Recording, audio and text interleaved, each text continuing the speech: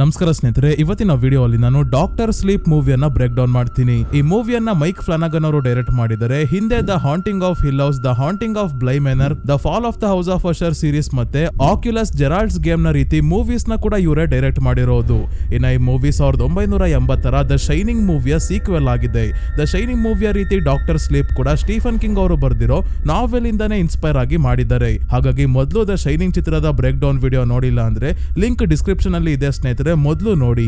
ಯಾಕಂದ್ರೆ doctor sleep ಅಲ್ಲಿ the Shining ಮೂವಿಯ references ತುಂಬಾನೇ ಇದೆ. ಅಷ್ಟೇ ಅಲ್ಲ, ಸ್ಟೀಫನ್ ಕಿಂಗ್ ಅವರ ಬೇರೆ ಬೇರೆ ಬುಕ್ಸ್ ಮತ್ತೆ ಮೂವೀಸ್ ಗೆಲ್ಲ ಕನೆಕ್ಷನ್ ಇದೆ. ರೀಸೆಂಟ್ ಆಗಿ ರಿಲೀಸ್ ಆಗಿದ್ದ ಸೀರೀಸ್ ಇಟ್ ವೆಲ್ಕಮ್ ಟು ಡೆರಿಗೂ ಕೂಡ ಕನೆಕ್ಷನ್ ಇದೆ. ಸೊ ಡಾಕ್ಟರ್ ಸ್ಲೀಪ್ ಮೂವಿನ ಡೀಟೇಲ್ ಆಗಿ ಬ್ರೇಕ್ ಡೌನ್ ಮಾಡ್ತೀನಿ ಸ್ನೇಹಿತರೆ. ಮೂವಿ ನೋಡ್ಬೇಕಾದ್ರೆ ನೀವು ಏನೇನ್ ಮಿಸ್ ಮಾಡ್ಕೊಂಡಿರ್ತೀರೋ ಅದೆಲ್ಲದರ ಬಗ್ಗೆ ಈ ವಿಡಿಯೋ ಅಲ್ಲಿ ಕವರ್ ಮಾಡ್ತೀನಿ. ನಾನು ಡೈರೆಕ್ಟರ್ಸ್ ಕಟ್ ನ ಬ್ರೇಕ್ ಡೌನ್ ಮಾಡ್ತಿರೋದು ಸ್ನೇಹಿತರೆ. ಥಿಯೇಟ್ರಿಕಲ್ ಕಟ್ 2.5 ಗಂಟೆ ಇದೆ, ಅದೇ ಡೈರೆಕ್ಟರ್ಸ್ ಕಟ್ 3 ಗಂಟೆ ಇದೆ. ಕೆಲವು ಎಕ್ಸ್ಟ್ರಾ ಸೀನ್ಸ್ ಎಲ್ಲ ಆಡ್ ಮಾಡಿ DVD ಮತ್ತೆ OTT ಅಲ್ಲೆಲ್ಲ ರಿಲೀಸ್ ಮಾಡಿದ್ರು. ಸೊ ವಿಡಿಯೋ ಅಲ್ಲಿ ಮುಂದೆ ಹೋಗೋಕ್ಕೂ ಮುಂಚೆ ಚಾನಲ್ಗೆ ನೀವಿನ್ನು ಸಬ್ಸ್ಕ್ರೈಬ್ ಆಗಿಲ್ಲ ಅಂದ್ರೆ ದಯವಿಟ್ಟು ಸಬ್ಸ್ಕ್ರೈಬ್ ಆಗಿ ಮತ್ತೆ ನೋಟಿಫಿಕೇಶನ್ ಬೆಲ್ ಐಕನ್ ಆನ್ ಮಾಡೋದ್ರ ಜೊತೆಗೆ ಹೈಪ್ ಕೂಡ ಮಾಡಿ ಸ್ನೇಹಿತರೆ.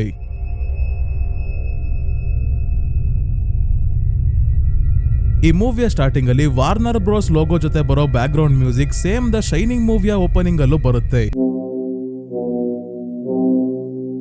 ದ ಶೈನಿಂಗ್ ಬ್ರೇಕ್ ಡೌನ್ ಮಾಡ್ಬೇಕಾದ್ರೆ ಹೇಳಿದ್ದೆ, ಈ ಮ್ಯೂಸಿಕ್ ನ ಹೆಸರು DS ಇರೆ ಅಂತ. 13ನೇ ಶತಮಾನದ ಮ್ಯೂಸಿಕ್ ಇದು. ಆಗಿನ ಕಾಲದಲ್ಲಿ ಯಾರಾದ್ರೂ ಸತ್ತವರ ಅಂತ್ಯ ಸಂಸ್ಕಾರದಲ್ಲಿ ಈ ಸಂಗೀತ ನುಡಿಸ್ತಾ ಇದ್ರು ಅಥವಾ ಹಾಡನ್ನ ಹಾಡ್ತಾ ಇದ್ರು. ಸೊ ಮೂವಿಯ ಕತೆ ಶುರು ಆಗೋದು 1980 ಫ್ಲೋರಿಡಾ ಅಲ್ಲಿ. ವೈಲೆಟ್ ಅನ್ನೋ ಹುಡುಗಿ ತನ್ನ ತಾಯಿಯ ಜೊತೆ ಕಾಡಿನ ಹತ್ರ ಕ್ಯಾಂಪಿಂಗ್ ಟ್ರಿಪ್ ಗೆ ಬಂದಿದ್ದಾಳೆ.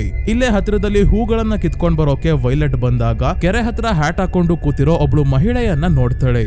ಅವಳು ಕೈಯಲ್ಲಿ ಹೂಗಳನ್ನ ಹಿಡ್ಕೊಂಡು ಹಾಡನ್ನ ಹಾಡ್ತಾ ಇರೋದ್ರಿಂದ ಯಾರು ಅಂತ ನೋಡೋಕೆ ಹತ್ರ ಬರ್ತಾಳೆ ವೈಲೆಟ್. ಈ ಮಹಿಳೆ ವೈಲೆಟ್ ನ ನೋಡಿ, ಈ ಹೂವನ್ನ ತಗೋ, ಇದೆಲ್ಲ ಎಲ್ಲಿ ಸಿಗುತ್ತೆ ಅನ್ನೋ ಸೀಕ್ರೆಟ್ ಜಾಗ ನನಗೆ ಗೊತ್ತು ಅಂತ ಹತ್ರ ಕರೆಸ್ಕೊಂಡು, ನನ್ನ ಹೆಸರು ರೋಸ್ ಅಂತ, ಏನ್ ವಿಚಿತ್ರವಾದ ಹ್ಯಾಟ್ ಹಾಕೊಂಡಿದ್ದೀನಿ ಅನ್ಕೊಂಡ, ಇದು ಮ್ಯಾಜಿಕ್ ಹ್ಯಾಟ್ ಆಗಿದೆ, ಇದನ್ನ ಯಾವಾಗ್ಲೂ ಹಾಕೊಂಡೇ ಇರ್ತೀನಿ, ಅದಕ್ಕೆ ನನ್ನ ಫ್ರೆಂಡ್ಸ್ ರೋಸ್ ದ ಹ್ಯಾಟ್ ಅಂತಾನೆ ನನ್ನ ಕರೀತಾರೆ. ಈಗ ಮ್ಯಾಜಿಕ್ ತೋರಿಸ್ತೀನಿ ನೋಡು, ಈ ಹ್ಯಾಟ್ ಒಳಗೆ ಏನು ಇಲ್ಲ, ಆದ್ರೆ ಒಳಗೆ ಕೈ ಹಾಕು ಅಂದಾಗ ವೈಲೆಟ್ ಹ್ಯಾಟ್ ಒಳಗೆ ಕೈ ಹಾಕ್ತಾಳೆ. ಇವಳಿಗೆ ಒಂದು ಹೂ ಸಿಕ್ಕಿದ್ರಿಂದ ತುಂಬಾನೇ ಖುಷಿ ಆಯ್ತು.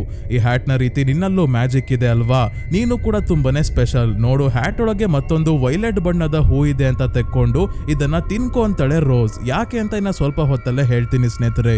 ರೋಸ್ ಮ್ಯಾಜಿಕ್ ತೋರಿಸ್ತಾ ಇದ್ರೆ ಸುತ್ತ ಒಂದಷ್ಟು ಜನ ಇವರ ಕಡೆನೆ ಬರ್ತಾ ಇದ್ದಾರೆ. ಇವರನ್ನ ನೋಡಿ ವೈಲೆಟ್ ಹೆದರ್ಕೊಂಡು ನಾನು ನಮ್ಮ ಅಮ್ಮನ ಹತ್ರ ಹೋಗ್ಬೇಕು ಅಂತ ಹೊರಟಾಗ ರೋಸ್ ಇವಳ ಕೈಯನ್ನ ಹಿಡ್ಕೊಂತಾಳೆ, ಬಿಡೋದೇ ಇಲ್ಲ. ಕೊನೆಗೂ ಎಲ್ಲರೂ ಹತ್ರ ಬಂದು ವೈಲೆಟ್ ಮೇಲೆ ದಾಳಿ ಮಾಡ್ತಾರೆ. ವೈಲೆಟ್ ಅವ್ರ ಅಮ್ಮ ಇದೇನಪ್ಪ ಇವಳು ಇಷ್ಟೊತ್ತಾದ್ರೂ ವಾಪಸ್ಸೇ ಬರ್ಲಿಲ್ವಲ್ಲ ಅಂತ ಹುಡ್ಕಾಡ್ಬೇಕಾದ್ರೆ ಹಿಂದೆ ರೋಸ್ ಮತ್ತೆ ಅವಳ ಕಡೆಯವರೆಲ್ಲ ವೈಲೆಟ್ ಮೇಲೆ ದಾಳಿ ಮಾಡಿದ್ರಲ್ಲ, ಅವರು ಇಲ್ಲಿಂದ ಹೋಗ್ತಾ ಇರೋದು ನಾವು ನೋಡ್ಬೋದು. ವೈಲೆಟ್ಗೆ ಅವರೆಲ್ಲ ಏನ್ ಮಾಡಿದ್ರು ಅನ್ನೋದು ಮುಂದೆ ನೋಡೋಣ. ಇಲ್ಲಿಗೆ ಸೀನ್ ಕಟ್ ಆಗಿ ಫ್ಲೋರಿಡಾ ಅಲ್ಲೇ ವಾಸವಾಗಿರೋ ಡ್ಯಾನಿ ಮತ್ತೆ ಅವರ ಅಮ್ಮ ವೆಂಡಿನ ನೋಡ್ತೀವಿ.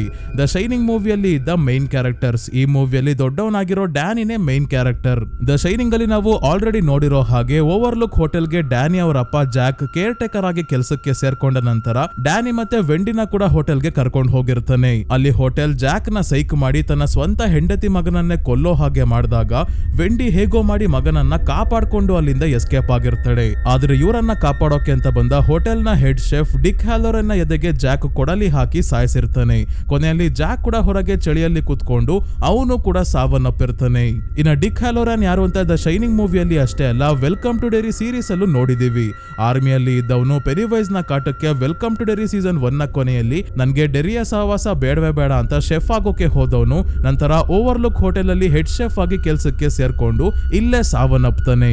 ಎಲ್ಲದಕ್ಕಿಂತ ಮುಖ್ಯವಾಗಿ ಡ್ಯಾನಿ ಮತ್ತೆ ಡಿಕ್ ಹ್ಯಾಲೋರನ್ ಇಬ್ರಿಗೂ ಶೈನ್ ಮಾಡೋ ಶಕ್ತಿ ಇದೆ, ಶೈನಿಂಗ್ ಪವರ್ಸ್ ಇದೆ. ಏನು ಈ ಶೈನಿಂಗ್ ಪವರ್ಸ್ ಅಂದ್ರೆ ಬೇರೆಯವರ ಮನಸ್ಸಲ್ಲಿ ಏನ್ ನಡೀತಿದೆ ಅಂತ ತಿಳ್ಕೋಬಹುದು. ಇಬ್ಬರ ಹತ್ರ ಶೈನಿಂಗ್ ಪವರ್ಸ್ ಇದೆ ಅಂದ್ರೆ ಇಬ್ಬರು ಬಾಯ್ ಬಿಟ್ಟು ಮಾತಾಡ್ದಲೆ ತಮ್ಮ ಮನಸ್ಸಲ್ಲೇ ಮಾತಾಡ್ಕೋಬಹುದು. ಮುಂದೆ ನಡೆಯೋ ಘಟನೆ, ಹಿಂದೆ ನಡೆದಿರೋ ಘಟನೆಗಳ ಬಗ್ಗೆ ಕೆಲವೊಮ್ಮೆ ವಿಷನ್ ಕಾಣಿಸುತ್ತೆ. ಕೆಟ್ಟ ಘಟನೆಗಳು ಮುಂದೆ ನಡೆಯುತ್ತೆ ಅಂದ್ರೆ ಮುನ್ಸೂಚನೆ ಕೂಡ ಸಿಗುತ್ತೆ. ಈ ಶಕ್ತಿಯ ದೊಡ್ಡ ಸೈಡ್ ಎಫೆಕ್ಟ್ ಏನಂದ್ರೆ ಆತ್ಮಗಳು ಕಾಣಿಸೋದು. ಆತ್ಮಗಳಿಗೆ ಒಬ್ಬ ವ್ಯಕ್ತಿಯಲ್ಲಿ ಶೈನಿಂಗ್ ಪವರ್ಸ್ ಇದೆ ಅಂತ ಗೊತ್ತಾಯ್ತು ಅಂದ್ರೆ ಅವರ ಬೆನ್ ಹಿಂದೆನೆ ಬೀಳ್ತವೆ, ತೊಂದರೆ ಕೊಡೋಕೆ ಶುರು ಮಾಡ್ತವೆ. ಇರ್ತವೆ. DK welcome to Derry series ಅಲ್ಲಿ ಆತ್ಮಹತ್ಯೆ ಮಾಡ್ಕೊಳ್ಳೋಕು ನೋಡಿರ್ತಾನೆ. ಈ ಆತ್ಮಗಳ ಕಾಟ ತಡ್ಕೊಳಕಾಗದೆ ಇದೇ ಸಮಸ್ಯೆ ಡಾಕ್ಟರ್ ಸ್ಲೀಪ್ ಅಲ್ಲಿ ಡ್ಯಾನಿಗೆ ಆಗೋದು. ಅಷ್ಟೇ ಅಲ್ಲ, ಜಾಕ್ ಡ್ಯಾನಿನ ಕೊಲ್ಲೋದಕ್ಕೆ ಯಾಕೆ ನೋಡ್ದ ಅನ್ನೋದು ಕೂಡ ಈ ಮೂವಿಯಲ್ಲೇ ಗೊತ್ತಾಗುತ್ತೆ. ಸೊ ಈಗ ಫ್ಲೋರಿಡಾ ಅಲ್ಲಿ ಇರೋ ಡ್ಯಾನಿ ಇನ್ನೂ ಶಾಕ್ ಇಂದ ಹೊರಗೆ ಬಂದಿಲ್ಲ. ಇವನು ಕಣ್ಮುಚ್ಚಿದ್ರೆ ಸಾಕು ಓವರ್ಲುಕ್ ಹೋಟೆಲ್ ಅಲ್ಲಿ ಇದ್ದ ಆತ್ಮಗಳೇ ಕಣ್ಮುಂದೆ ಬರ್ತಾ ಇರುತ್ತೆ. ಈಗ್ಲೂ ಕೂಡ ಇವನು ಕನ್ಸಲ್ಲಿ ಹೋಟೆಲ್ ಅಲ್ಲಿ ಇದ್ದಾಗ ರೂಮ್ ನಂಬರ್ 237 ಒಳಗೆ ಆತ್ಮಹತ್ಯೆ ಮಾಡ್ಕೊಂಡಿದ್ದ ಬೆತ್ತಲೆ ಆಗಿರೋ ಮಹಿಳೆಯ ಆತ್ಮವನ್ನ ನೋಡಿದ್ನಲ್ಲ, ಅವಳೇ ಕನ್ಸಲ್ಲಿ ಪದೇ ಪದೇ ಕಾಣಿಸ್ತಾ ಇದ್ದಾಳೆ. ಡ್ಯಾನಿ ಅಷ್ಟೇ ಅಲ್ಲ, ಇವರಪ್ಪ ಜಾಕ್ ಕೂಡ ಆ ರೂಮ್ ನಂಬರ್ 237 ಅಲ್ಲಿ ಆ ಮಹಿಳೆಯ ಆತ್ಮವನ್ನ ನೋಡಿದ್ದ.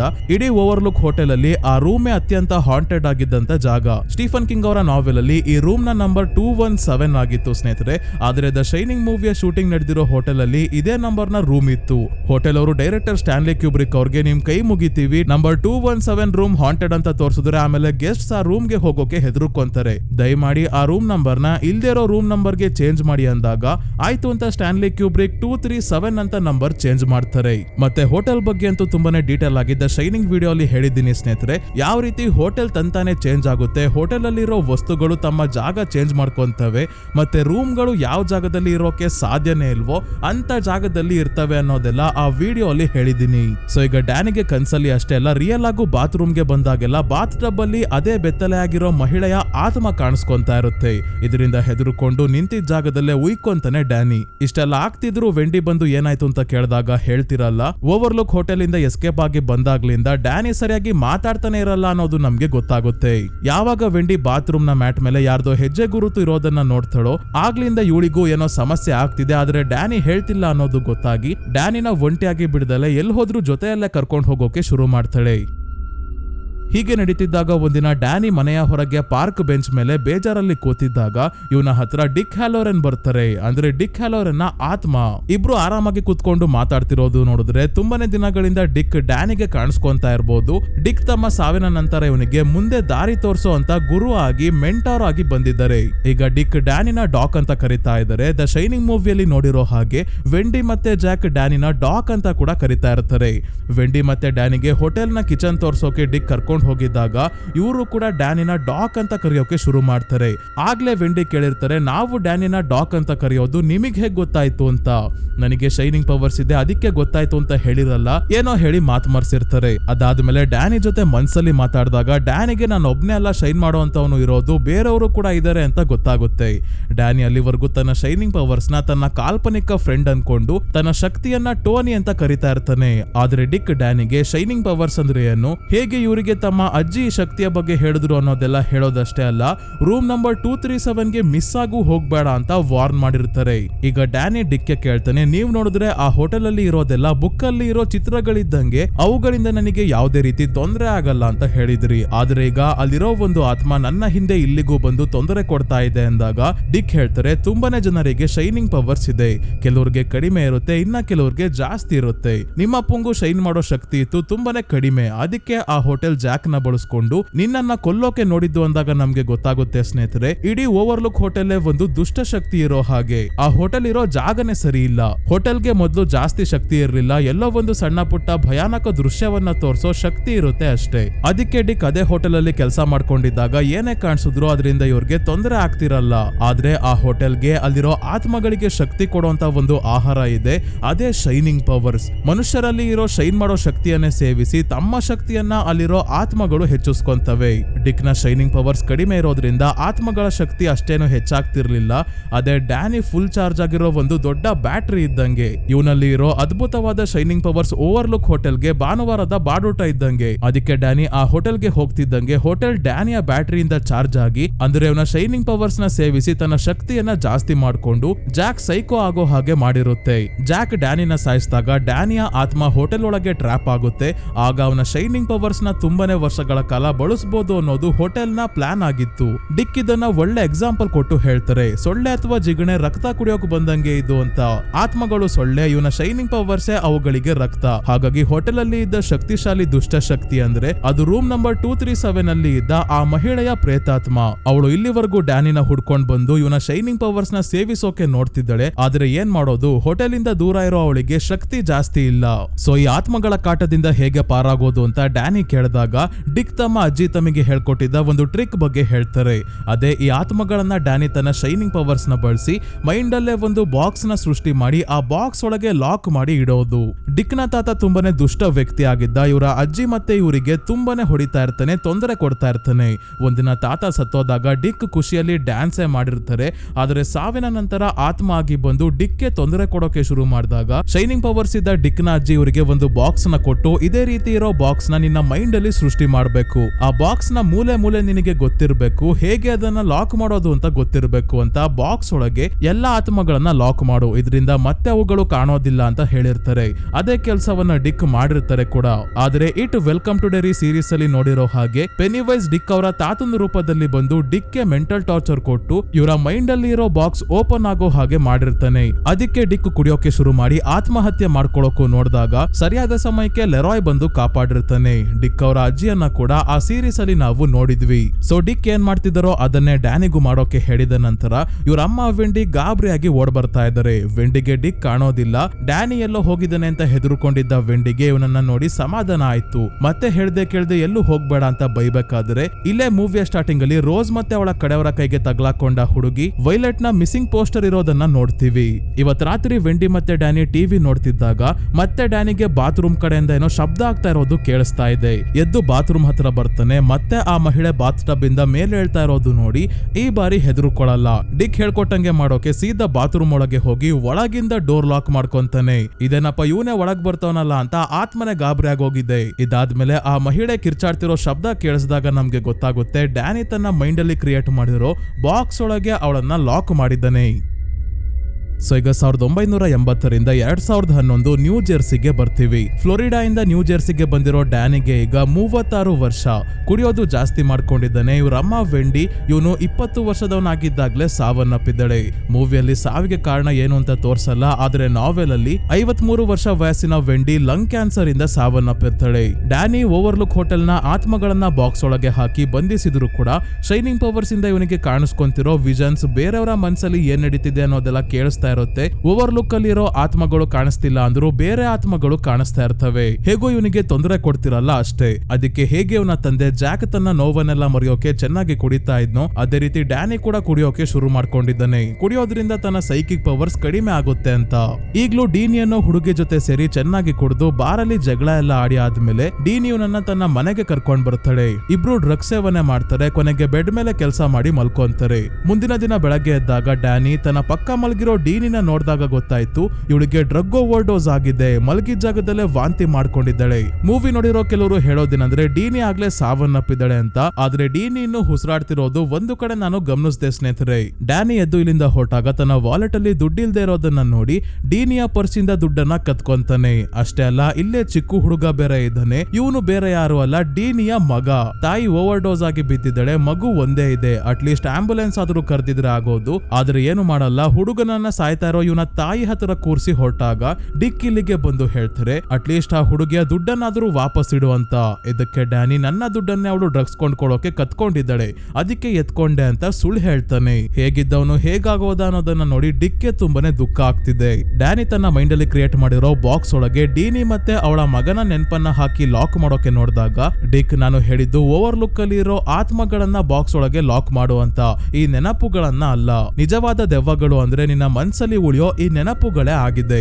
ಈ ನೆನಪುಗಳನ್ನ ಕೂಡ ನಿನ್ ಜೊತೆನೆ ತಗೊಂಡು ಹೋಗು, ಇದೇ ನಿನಗೆ ಮುಂದೆ ಪಾಠ ಆಗುತ್ತೆ ಅಂತ ಹೇಳಿದಾಗ ಇವನು ಏನು ಮಾತಾಡ್ದಲೇ ಇಲ್ಲಿಂದ ಹೊರಡ್ತಾನೆ.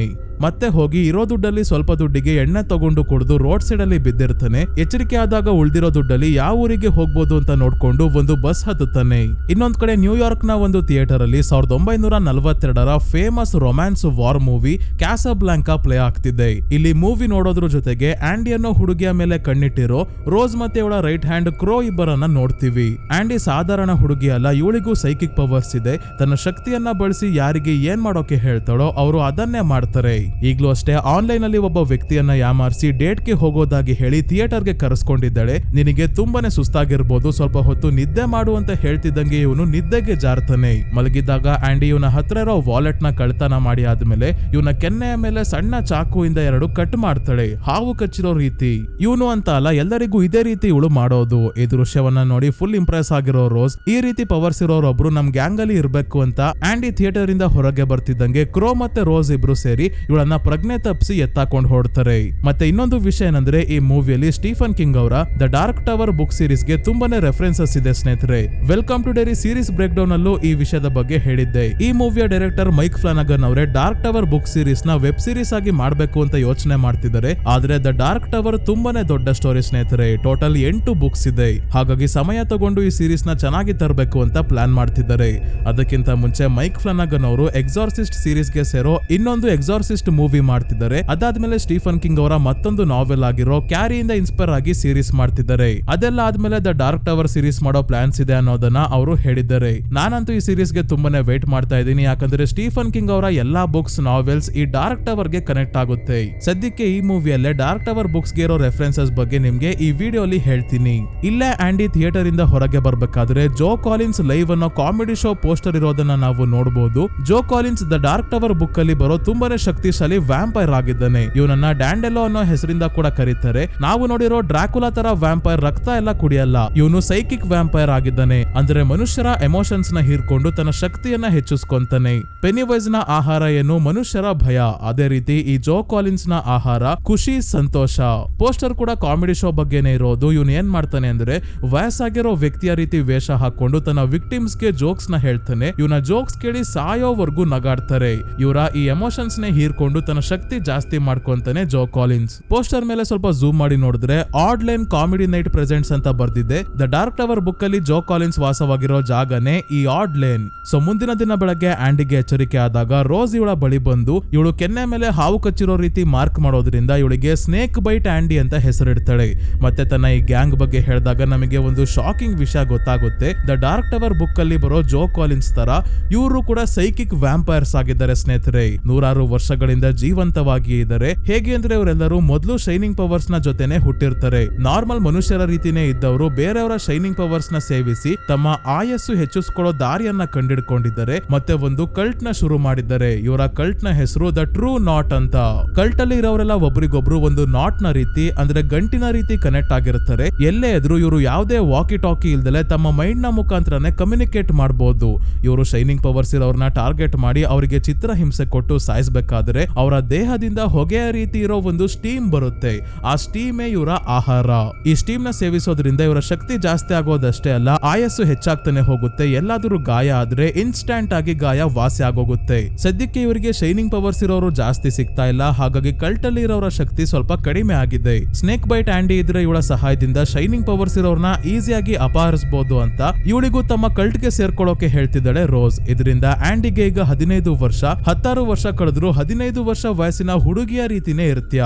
100 ವರ್ಷ ಆದ್ರೆ ಒಂದು 17 ವರ್ಷದ ಹುಡುಗಿಯ ರೀತಿ ಆಗ್ತೀಯ ಅಷ್ಟೇ. ನಮ್ಮ ಕಲ್ಟ್ ಅಲ್ಲಿ ಇದು ಚೆನ್ನಾಗಿ ತಿನ್ನೋದು, ಹೆಂಗಾಗಿ ಇರೋದು, ಆಯಸ್ಸು ಜಾಸ್ತಿ ಮಾಡ್ಕೊಳ್ಳೋದು ಅಂತ ಆಂಡಿಗೆ ಹೇಳಿದಾಗ ಇವಳು ಕಲ್ಟ್ ಗೆ ಸೇರ್ಕೊಳ್ಳೋಕೆ ಒಪ್ಕೊಂತಾಳೆ.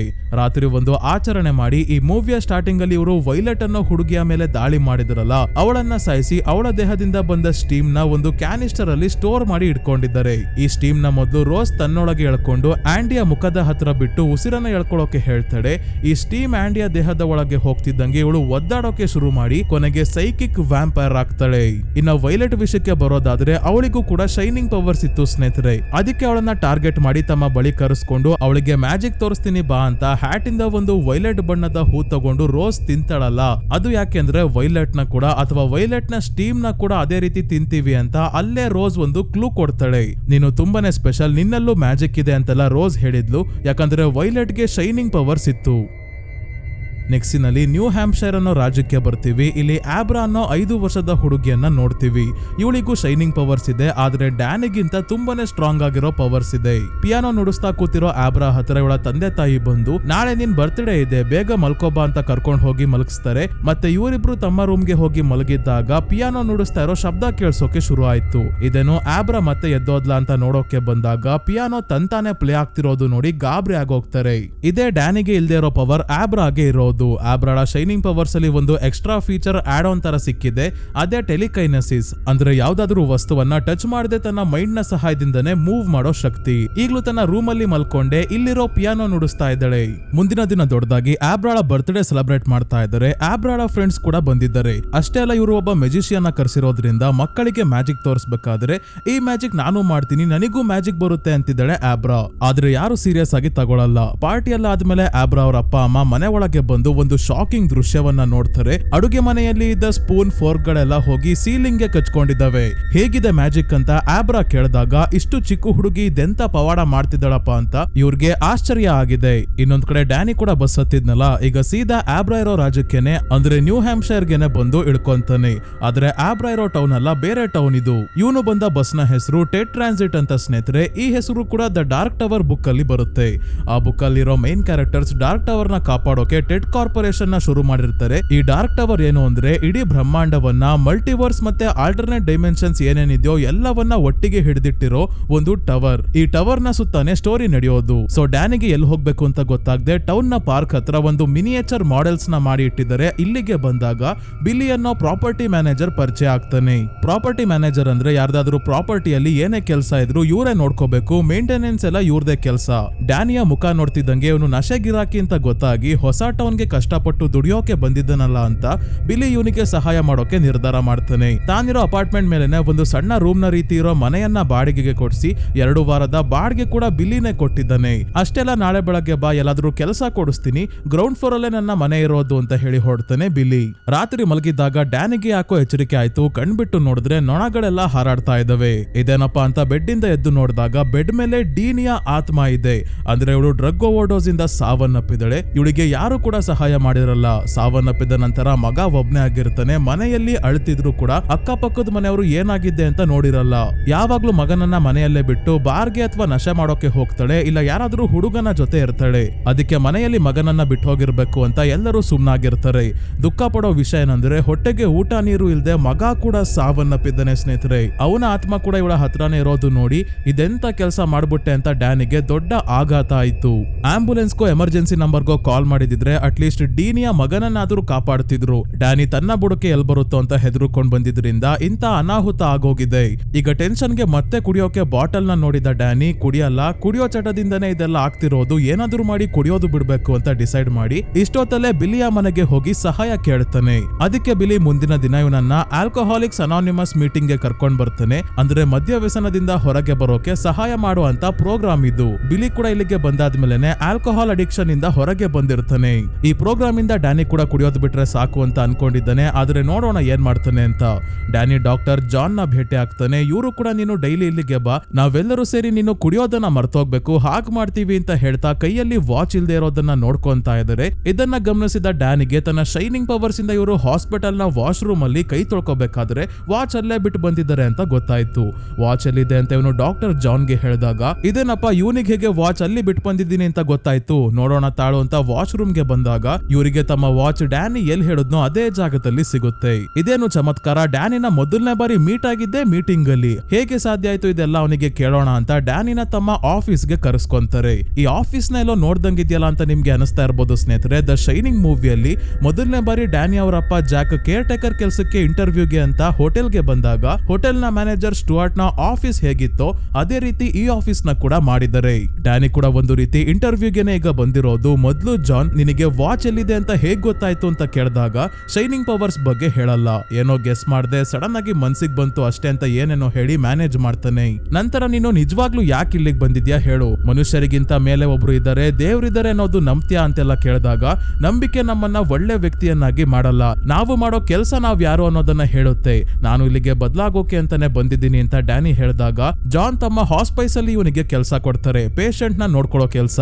ಹಾಸ್ಪೈಸ್ ಅಂದ್ರೆ ಹಾಸ್ಪಿಟಲ್ ತರಾನೇ ಸ್ನೇಹಿತರೆ, ಆದ್ರೆ ಇಲ್ಲಿ ಕೇವಲ ಮಾರಣಾಂತಿಕ ಕಾಯಿಲೆಯಿಂದ ಬಳಲ್ತಾ ಇರೋರ್ಗೆ ಟ್ರೀಟ್ಮೆಂಟ್ ಕೊಡ್ತಾರೆ. ಸಾಯೋವರೆಗೂ ಯಾವುದೇ ರೀತಿ ನೋವು ಅನುಭವಿಸದೇ ಇರೋ ಹಾಗೆ ನೆಮ್ಮದಿಯಾಗಿ ಇರೋ ಹಾಗೆ ಮಾಡ್ತಾರೆ, ಮಾಡೋಕೆ ಪ್ರಯತ್ನ ಪಡ್ತಾರೆ. ಸಾವಿಗೆ ಹತ್ರ ಇರೋರ್ಗೆ ಮಾತ್ರ ಇಲ್ಲಿ ಎಂಟ್ರಿ. ಸೊ ಡ್ಯಾನಿ ಕೆಲಸಕ್ಕೆ ಸೇರ್ಕೊಂತಾನೆ. ಒಂದಿನ ತನ್ನ ಪಡೆಗೆ ತಾನು ನೆಲ ಒರೆಸ್ಬೇಕಾದ್ರೆ ಈ ಹಾಸ್ಪೈಸ್ ಅಲ್ಲಿ ಒಂದು ಥೆರಪಿ ಕ್ಯಾಟ್ ಇದೆ, ಆಜರೆಲ್ ಅಂತ ಹೆಸರು. ಈ ಬೆಕ್ಕು ರೂಮ್ ನಂಬರ್ 217 ಅಲ್ಲಿ ಇರೋ ತಾತನ ಹತ್ರ ಹೋಗಿ ಕುತ್ಕೊಳ್ಳುತ್ತೆ.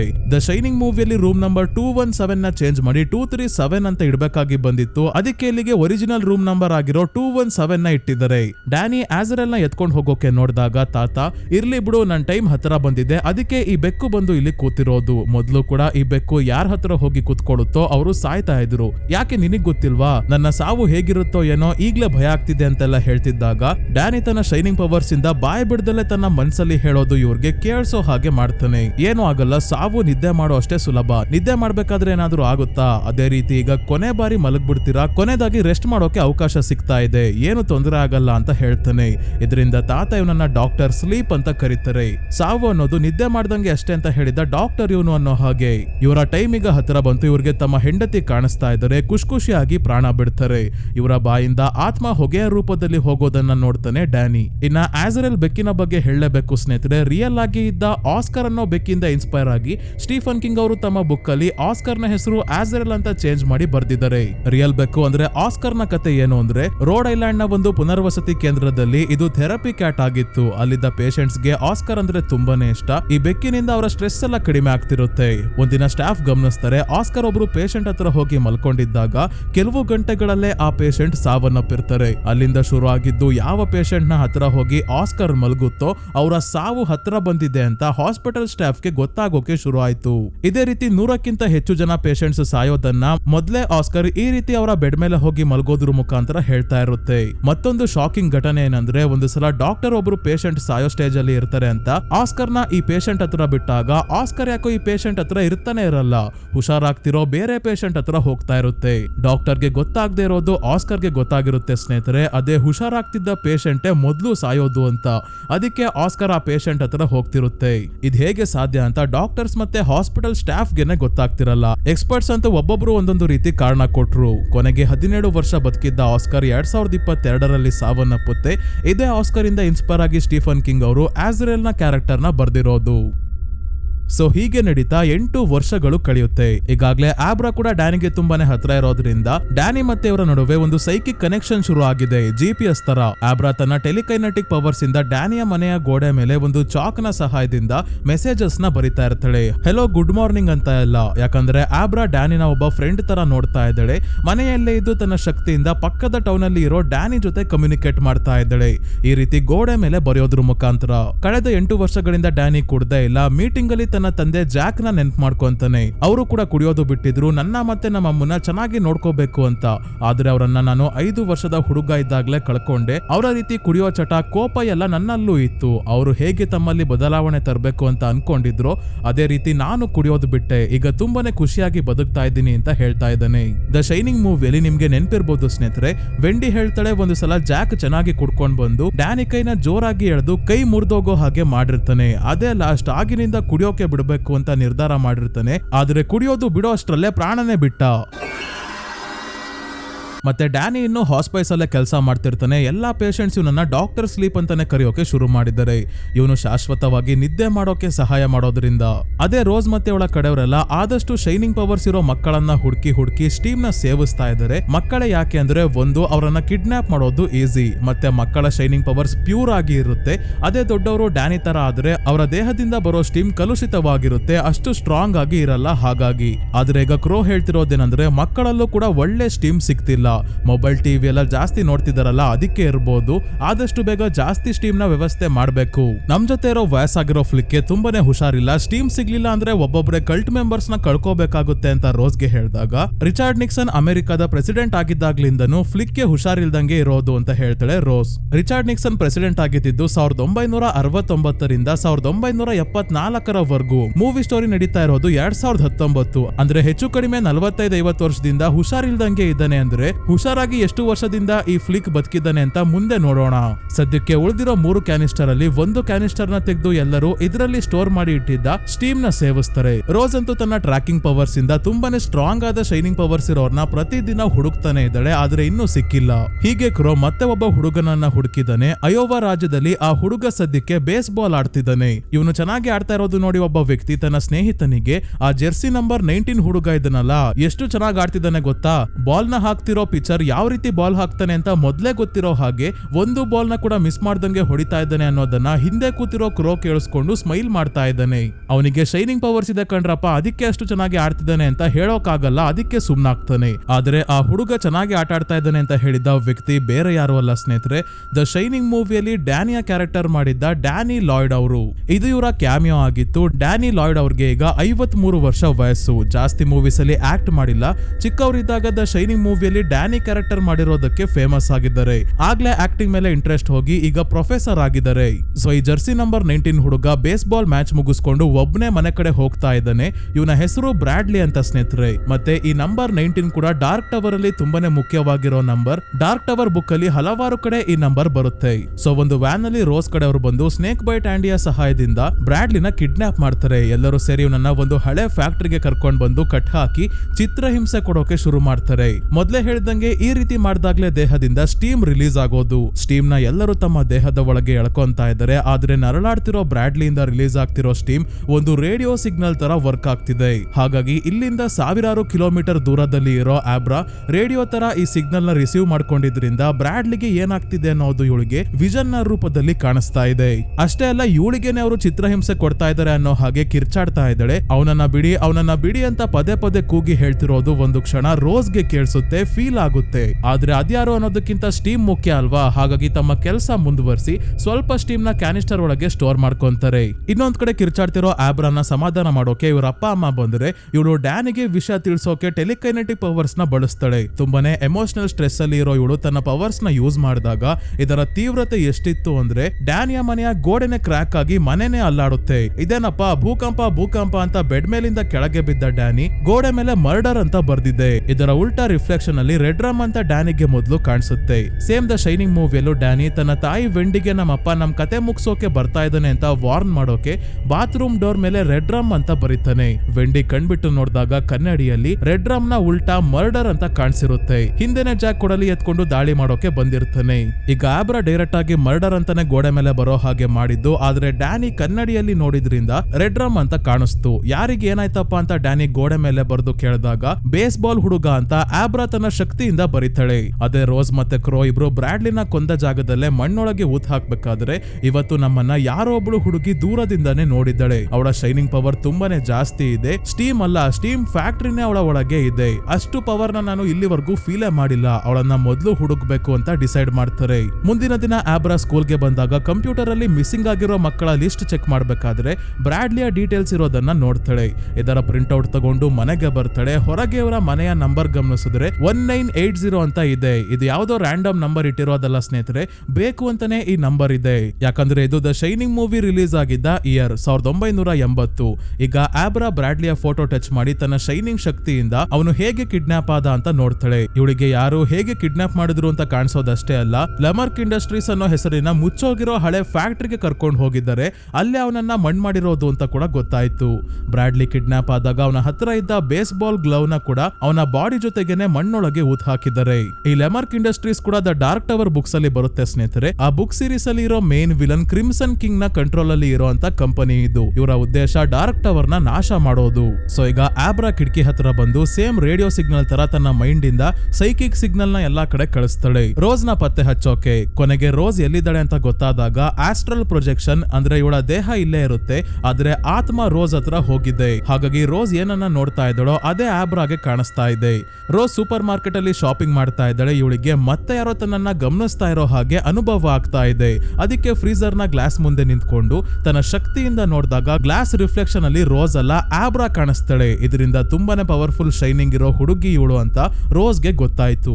ರೋಸ್ ನ ಪವರ್ಸ್ ಏನು ಕಡಿಮೆ ಇಲ್ಲ. ಇವಳು ಕೂಡ ಆಸ್ಟ್ರಲ್ ಪ್ರೊಜೆಕ್ಷನ್ ನ ಸಹಾಯದಿಂದ ಇಲ್ಲಿಂದನೇ ಆಬ್ರಾಳ ತಲೆಗೆ ಕೈ ಹಾಕಿದಾಗ ಆಬ್ರಾ ಗಾಬರಿ ಆಗಿ ಕಿರ್ಚಾಡೋಕೆ ಶುರು ಮಾಡ್ತಾಳೆ. ಇವಳು ಜಾಸ್ತಿ ಸ್ಟ್ರೆಸ್ ಆದ್ರೆ ಮುಗೀತು. ಕಳೆದ ಬಾರಿ ಹೇಗೆ ಡ್ಯಾನಿಯ ಮನೆಯಲ್ಲಿ ಭೂಕಂಪ ಆಗೋಯ್ತೋ ಅದೇ ರೀತಿ ಈಗ್ಲೂ ಆಬ್ರಾಳ ಪವರ್ ಇವಳ ಕೈ ತಪ್ಪಿದ್ರಿಂದ ರೋಸ್ ಮುಂದೆ ಇರೋ ಫ್ರೀಜರ್ ನ ಗ್ಲಾಸೇ ಹೊಡೆದೋಗುತ್ತೆ. ಇವಳು ಹಾರೋಗಿ ದೂರ ಬೀಳ್ತಾಳೆ. ಆಬ್ರಾ ರೋಸ್ ಅಷ್ಟೇ ಅಲ್ಲ, ಡ್ಯಾನಿ ಜೊತೆ ಕೂಡ ಸೈಕಿಕ್ ಕನೆಕ್ಷನ್ ಅಲ್ಲಿ ಇರೋದ್ರಿಂದ 3 ಜನರ ಮೂಗಲ್ಲಿ ರಕ್ತ ಬರೋಕೆ ಶುರು ಆಯ್ತು. ಆಬ್ರಾಳ ಸೈಕಿಕ್ ಪವರ್ಸ್ ಎಷ್ಟಿದೆ ಅನ್ನೋದು ಇದರಿಂದನೇ ನಾವು ತಿಳ್ಕೋಬಹುದು ಸ್ನೇಹಿತರೆ. ಸೇಮ್ ಹೇಗೆ ಸ್ಟ್ರೇಂಜರ್ ಥಿಂಗ್ಸ್ ಅಲ್ಲಿ 11th ನ ಪವರ್ಸ್ ನ ಮಿತಿ ಮೀರಿ ಯೂಸ್ ಮಾಡಿದಾಗ ಮೂಗಲ್ಲಿ ರಕ್ತ ಬರುತ್ತೋ ಅದೇ ರೀತಿ ಇವ್ರಿಗಾಗಿದೆ. ಸೂಪರ್ ಮಾರ್ಕೆಟ್ ಅಲ್ಲಿ ಇರೋರು ರೋಸ್ಗೆ ಸಹಾಯ ಮಾಡೋಕೆ ಬಂದು ಇವಳ ಹ್ಯಾಟ್ ಎತ್ಕೊಡೋಕೆ ಹೋದಾಗ ಬೇಡ ನಾನೇ ಎತ್ಕೊಂತೀನಿ ಹಾಕೊಂತೀನಿ ಅಂತ ಹೇಳಿ ಹ್ಯಾಟ್ ಇವಳೆ ತೆಕ್ಕೊಂಡು ತಕ್ಷಣ ತಲೆಗೆ ಹಾಕೊಂತಾಳೆ. ಅಂದ್ರೆ ಅವಳು ಸುಮ್ನೆ ಈ ಹ್ಯಾಟ್ ಅಲ್ಲಿ ಮ್ಯಾಜಿಕ್ ಇದೆ ಅಂತ ಹೇಳ್ತಾ ಇರ್ಲಿಲ್ಲ, ನಿಜವಾಗ್ಲೂ ಈ ಹ್ಯಾಟ್ ಅಲ್ಲಿ ಮ್ಯಾಜಿಕ್ ಇದೆ ಸ್ನೇಹಿತರೆ. ಇವಳ ಪವರ್ಸ್ ನ ಇನ್ನಷ್ಟು ಜಾಸ್ತಿ ಮಾಡೋಕೆ ಇವಳಿಗೆ ಈ ಹ್ಯಾಟೇ ಸಹಾಯ ಮಾಡುತ್ತೆ. ಅದಕ್ಕೆ ಯಾವಾಗ್ಲೂ ಈ ಹ್ಯಾಟ್ ಹಾಕೊಂಡಿರ್ತಾಳೆ ರೋಸ್. ತಕ್ಷಣ ರೋಸ್ ಸೀದಾ ತನ್ನ ಕಲ್ಟ್ ಅವರ ಹತ್ರ ಬಂದು ಕ್ರೋಗೆ ನಡೆದ ವಿಷಯ ಎಲ್ಲ ಹೇಳಿ ಅವಳು ತುಂಬಾನೇ ಶಕ್ತಿಶಾಲಿ ಆಗಿದ್ದಾಳೆ. ಎಲ್ಲೋ ಕುತ್ಕೊಂಡು ಸೂಪರ್ ಮಾರ್ಕೆಟ್ ಅಲ್ಲಿ ಇದ್ದ ನನ್ನನ್ನೇ ಹಾರಿಸ್ಬಿಟ್ಲು. ಅವಳು ಸ್ಟೀಮ್ ತುಂಬಿರೋ ದೊಡ್ಡ ತಿಮಿಂಗ್ಲ ಇದ್ದಂಗೆ, ಹಾಗಾಗಿ ಅವಳನ್ನ ಕೊಲ್ಲೋದು ಬೇಡ, ನಮ್ಮ ಕಲ್ಟ್ಗೆ ಸೇರಿಸ್ಕೊಳ್ಳೋದು ಬೇಡ. ಅವಳನ್ನ ಹೇಗಾದ್ರೂ ಮಾಡಿ ಜೀವಂತವಾಗಿ ಬಂಧಿಸಿ ಇಡ್ಕೊಳ್ಳೋ ಒಂದು ಉಪಾಯ ಕಂಡಿಡ್ಕೊಂಡ್ರೆ ಹಸು ಹಾಲ್ ಕೊಡೋ ತರ ಜೀವನ ಪೂರ್ತಿ ಇವಳು ಸ್ಟೀಮ್ ಕೊಡ್ತಾಳೆ ಅಂತ ಹೇಳ್ತಾಳೆ. ಮುಂದಿನ ದಿನ ಆಬ್ರಾ ಸ್ಕೂಲ್ಗೆ ಬರೋ ಹಾಗೆ ನಾಟಕ ಆಡ್ಕೊಂಡು ಸೀದಾ ಬಸ್ ಹತ್ತಿ ಡ್ಯಾನಿನ ಹುಡ್ಕೊಂಡ್ ಬರ್ತಾಳೆ. ಮೊದ್ಲೇ ಹೇಳ್ದಂಗೆ ಇವರ ಸೈಕಿಕ್ ಪವರ್ಸ್ GPS ಇದ್ದಂಗೆ, ಹಾಗಾಗಿ ಡ್ಯಾನಿನ ಟ್ರ್ಯಾಕ್ ಮಾಡೋದು ಇವಳಿಗೆ ಈಸಿ ಆಯ್ತು. ಮೊದ್ಲು ಬಿಲಿ ಪಾರ್ಕ್ ಅಲ್ಲಿ ಮಿನಿಯೇಚರ್ ಮಾಡೆಲ್ಸ್ ನ ನೋಡ್ಕೊಳ್ಳೋ ಕೆಲಸ ಮಾಡ್ತಿದ್ನಲ್ಲ, ಅದೇ ಕೆಲಸ ಡ್ಯಾನಿ ಕೂಡ ಮಾಡ್ತಾ ಇದ್ದಾನೆ. ಹಾಸ್ಪೈಸ್ ಜೊತೆಗೆ ಇಲ್ಲೂ ಕೆಲಸ ಮಾಡ್ತಾ ಇದ್ದಾನೆ. ಆಬ್ರಾ ಶೈನ್ ನ ಬಳಸಿ ತನ್ನ ಮೈಂಡ್ ಇಂದಾನೆ ಡ್ಯಾನಿನ ಮಾತಾಡಿಸಿದಾಗ ಡ್ಯಾನಿಗೆ ಗೊತ್ತಾಯ್ತು ತನ್ನ ಮನೆಯ ಗೋಡೆ ಮೇಲೆ ಬರೀತಾ ಇದ್ದಿದ್ದು ಬೇರೆ ಯಾರು ಅಲ್ಲ, ಇದೇ ಹುಡುಗಿ ಆಬ್ರಾ ಅಂತ. ಅದಕ್ಕೆ ಇವಳ ಜೊತೆ ಕುತ್ಕೊಂಡು ಕಷ್ಟ ಸುಖ ಎಲ್ಲ ಮಾತಾಡಿ ಆದ್ಮೇಲೆ ಬೇಸ್ ಬಾಲ್ ಆಡ್ತಿದ್ದ ಹುಡುಗ ಬ್ರಾಡ್ಲಿನ ಮಿಸ್ಸಿಂಗ್ ಪೋಸ್ಟರ್ ಇವನಿಗೆ ತೋರಿಸಿ, ಈ ಹುಡುಗನನ್ನ ಆ ಕಲ್ಟ್ ಅವರು ಕೊಲ್ಲೋದು ನಾನೇ ನೋಡ್ದೆ. ಬ್ರಾಡ್ಲಿ ಹತ್ರ ಇದ್ದ ಬೇಸ್ ಬಾಲ್ ಗ್ಲೌವ್ ನ ಆ ಕಲ್ಟ್ ಅಲ್ಲಿ ಇದ್ದ ಒಬ್ಬ ವ್ಯಕ್ತಿ ತನ್ನ ಕೈಗೆ ಹಾಕೊಂಡಿದ್ದ. ಆ ಗ್ಲೌವ್ ಎಲ್ಲಿದೆ ಅಂತ ಗೊತ್ತಾಗಿದೆ. ಅದು ಸಿಕ್ಕಿದ್ರೆ ಕಲ್ಟ್ ಅವರ ಎಕ್ಸಾಕ್ಟ್ ಲೊಕೇಶನ್ ಎಲ್ಲಿದೆ ಅಂತ ನಾನು ನೋಡ್ಬೋದು. ತುಂಬಾನೇ ಜನ ಶೈನಿಂಗ್ ಪವರ್ಸ್ ಮಕ್ಕಳನ್ನ ಅವರು ಕೊಲೆ ಮಾಡ್ತಾ ಇದ್ದಾರೆ. ನನಗೆ ನೀವು ಕೂಡ ಸಹಾಯ ಮಾಡಿ, ಇಬ್ರು ಸೇರಿ ಆ ಕಲ್ಟ್ ಅವ್ರನ್ನ ತಡಿಬಹುದು, ಇಲ್ಲ ಅಂದ್ರೆ ಅವರು ನನ್ವರ್ಗೂ ಕೂಡ ಬರ್ಬೋದು ಅಂದಾಗ ಡ್ಯಾನಿ ಇದಕ್ಕೆ ಒಪ್ಪಲ್ಲ. ಇಲ್ಲ, ಅವರು ಯಾರಾದ್ರೂ ಆಗಿರ್ಲಿ ಅವರ ಕಣ್ಣಿಗೆ ಬೀಳ್ಬೇಡ, ಸುಮ್ನೆ ಶೈನ್ ಮಾಡೋದ್ರಿಂದ ಲಾಭಕ್ಕಿಂತ ನಷ್ಟನೇ ಜಾಸ್ತಿ. ನಿನ್ ಪಾಡಿಗೆ ನೀನು ಸೈಲೆಂಟ್ ಆಗಿ ಇದ್ಬಿಡು, ನನ್ ಕೈಯಲ್ಲಿ ಯಾವುದೇ ರೀತಿ ಸಹಾಯ ಮಾಡೋಕೆ ಆಗಲ್ಲ ಅಂತ ಹೇಳಿ ಹೋಗ್ತಾನೆ. ಇದಾದ್ಮೇಲೆ ಹಾಸ್ಪೈಸ್ ಅಲ್ಲಿ ಕೆಲಸ ಮಾಡ್ಬೇಕಾದ್ರೆ ಆಜರೆಲ್ ಮತ್ತೆ ಒಂದು ರೂಮ್ ಒಳಗೆ ಹೋಗುತ್ತೆ. ಆದ್ರೆ ಆ ರೂಮ್ ಅಲ್ಲಿ ಯಾರು ಇಲ್ವೇ ಇಲ್ಲ. ಇದೇನಪ್ಪ ಯಾರು ಇಲ್ದಿರೋ ರೂಮ್ಗೆ ಹೋಗ್ತಾ ಇದೆಯಲ್ಲ ಅಂತ ಬಂದು ನೋಡಿದ್ರೆ ಇಲ್ಲಿ ಡಿಕ್ ಇದ್ದಾರೆ. ತುಂಬಾನೇ ವರ್ಷಗಳ ನಂತರ ಡಿಕ್ ನ ನೋಡಿ ಇವನಿಗೆ ತುಂಬಾನೇ ಖುಷಿ ಆಗುತ್ತೆ. ಡಿಕ್ ಕೂಡ ಇವನು ಬದಲಾಗಿರೋದು ನೋಡಿ ಹೆಮ್ಮೆ ಪಡ್ತಾರೆ. ಆದ್ರೆ ಅವರು ಹೇಳ್ತಾರೆ, ನೀನು ಆ ಹುಡುಗಿಗೆ ಸಹಾಯ ಮಾಡೋದು ಬಿಟ್ಟು ವಾಪಸ್ ಯಾಕೆ ಬಂದೆ? ಅವಳ ಪ್ರಾಣ ಅಪಾಯದಲ್ಲಿ ಇದೆ. ಅವಳನ್ನ ಸೈಕಿಕ್ ವ್ಯಾಂಪರ್ಸ್ ಗಳು ಕಿಡ್ನಾಪ್ ಮಾಡಿ ಅವಳ ಸ್ಟೀಮ್ ನ ಪಡ್ಕೊಳ್ಳೋಕೆ ಜೀವನ ಪೂರ್ತಿ ಬಂಧಿಸಿ ಇಡ್ಕೊಂತಾರೆ. ಇದರಿಂದ ಅವಳು ನರಕ ಅನುಭವಿಸಬೇಕಾಗುತ್ತೆ. ಪುಣ್ಯಕ್ಕೆ ನೀನು ಚಿಕ್ಕವನಿದ್ದಾಗ ಅವರ ಕೈಗೆ ಸಿಕ್ಕಿಲ್ಲ, ಇಲ್ಲ ಅಂದಿದ್ರೆ ನಿನ್ ಬಾಯಿಗೆ ಸ್ಟ್ರಾ ಸಿಕ್ಸಿ ಜ್ಯೂಸ್ ತರ ಸ್ಟೀಮ್ ನ ಎಳ್ಕೊಂತಾ ಇದ್ರು. ನಾನ್ ಹೇಗೆ ಬದುಕಿದ್ದಾಗ ನಿನಗೆ ಸಹಾಯ ಮಾಡ್ತಿದ್ನೋ, ಈಗ ಸತ್ ಮೇಲೂ ಸಹಾಯ ಮಾಡ್ತಾ ಇದ್ದೀನಿ. ಅದೇ ರೀತಿ ನೀನು ಕೂಡ ಆ ಹುಡುಗಿಗೆ ಸಹಾಯ ಮಾಡ್ಬೇಕು. ಮತ್ತೆ ನಾನು ನಿನ್ನ ಹತ್ರ ಬರೋದಿಲ್ಲ, ಇನ್ನ ಎಲ್ಲ ನಿನ್ ಕೈಯಲ್ಲಿ ಇದೆ ಅಂತ ಹೇಳಿ ಹೋಗ್ತಾರೆ. ಇನ್ನೊಂದ್ ಕಡೆ ಕ್ರೋ ನ್ಯೂ ಹ್ಯಾಂಪ್ಶೈರ್ ಅಲ್ಲಿ ಭೂಕಂಪ ಆಗಿರೋ ನ್ಯೂಸ್ ನ ರೋಸ್ಗೆ ತೋರಿಸ್ತಾನೆ.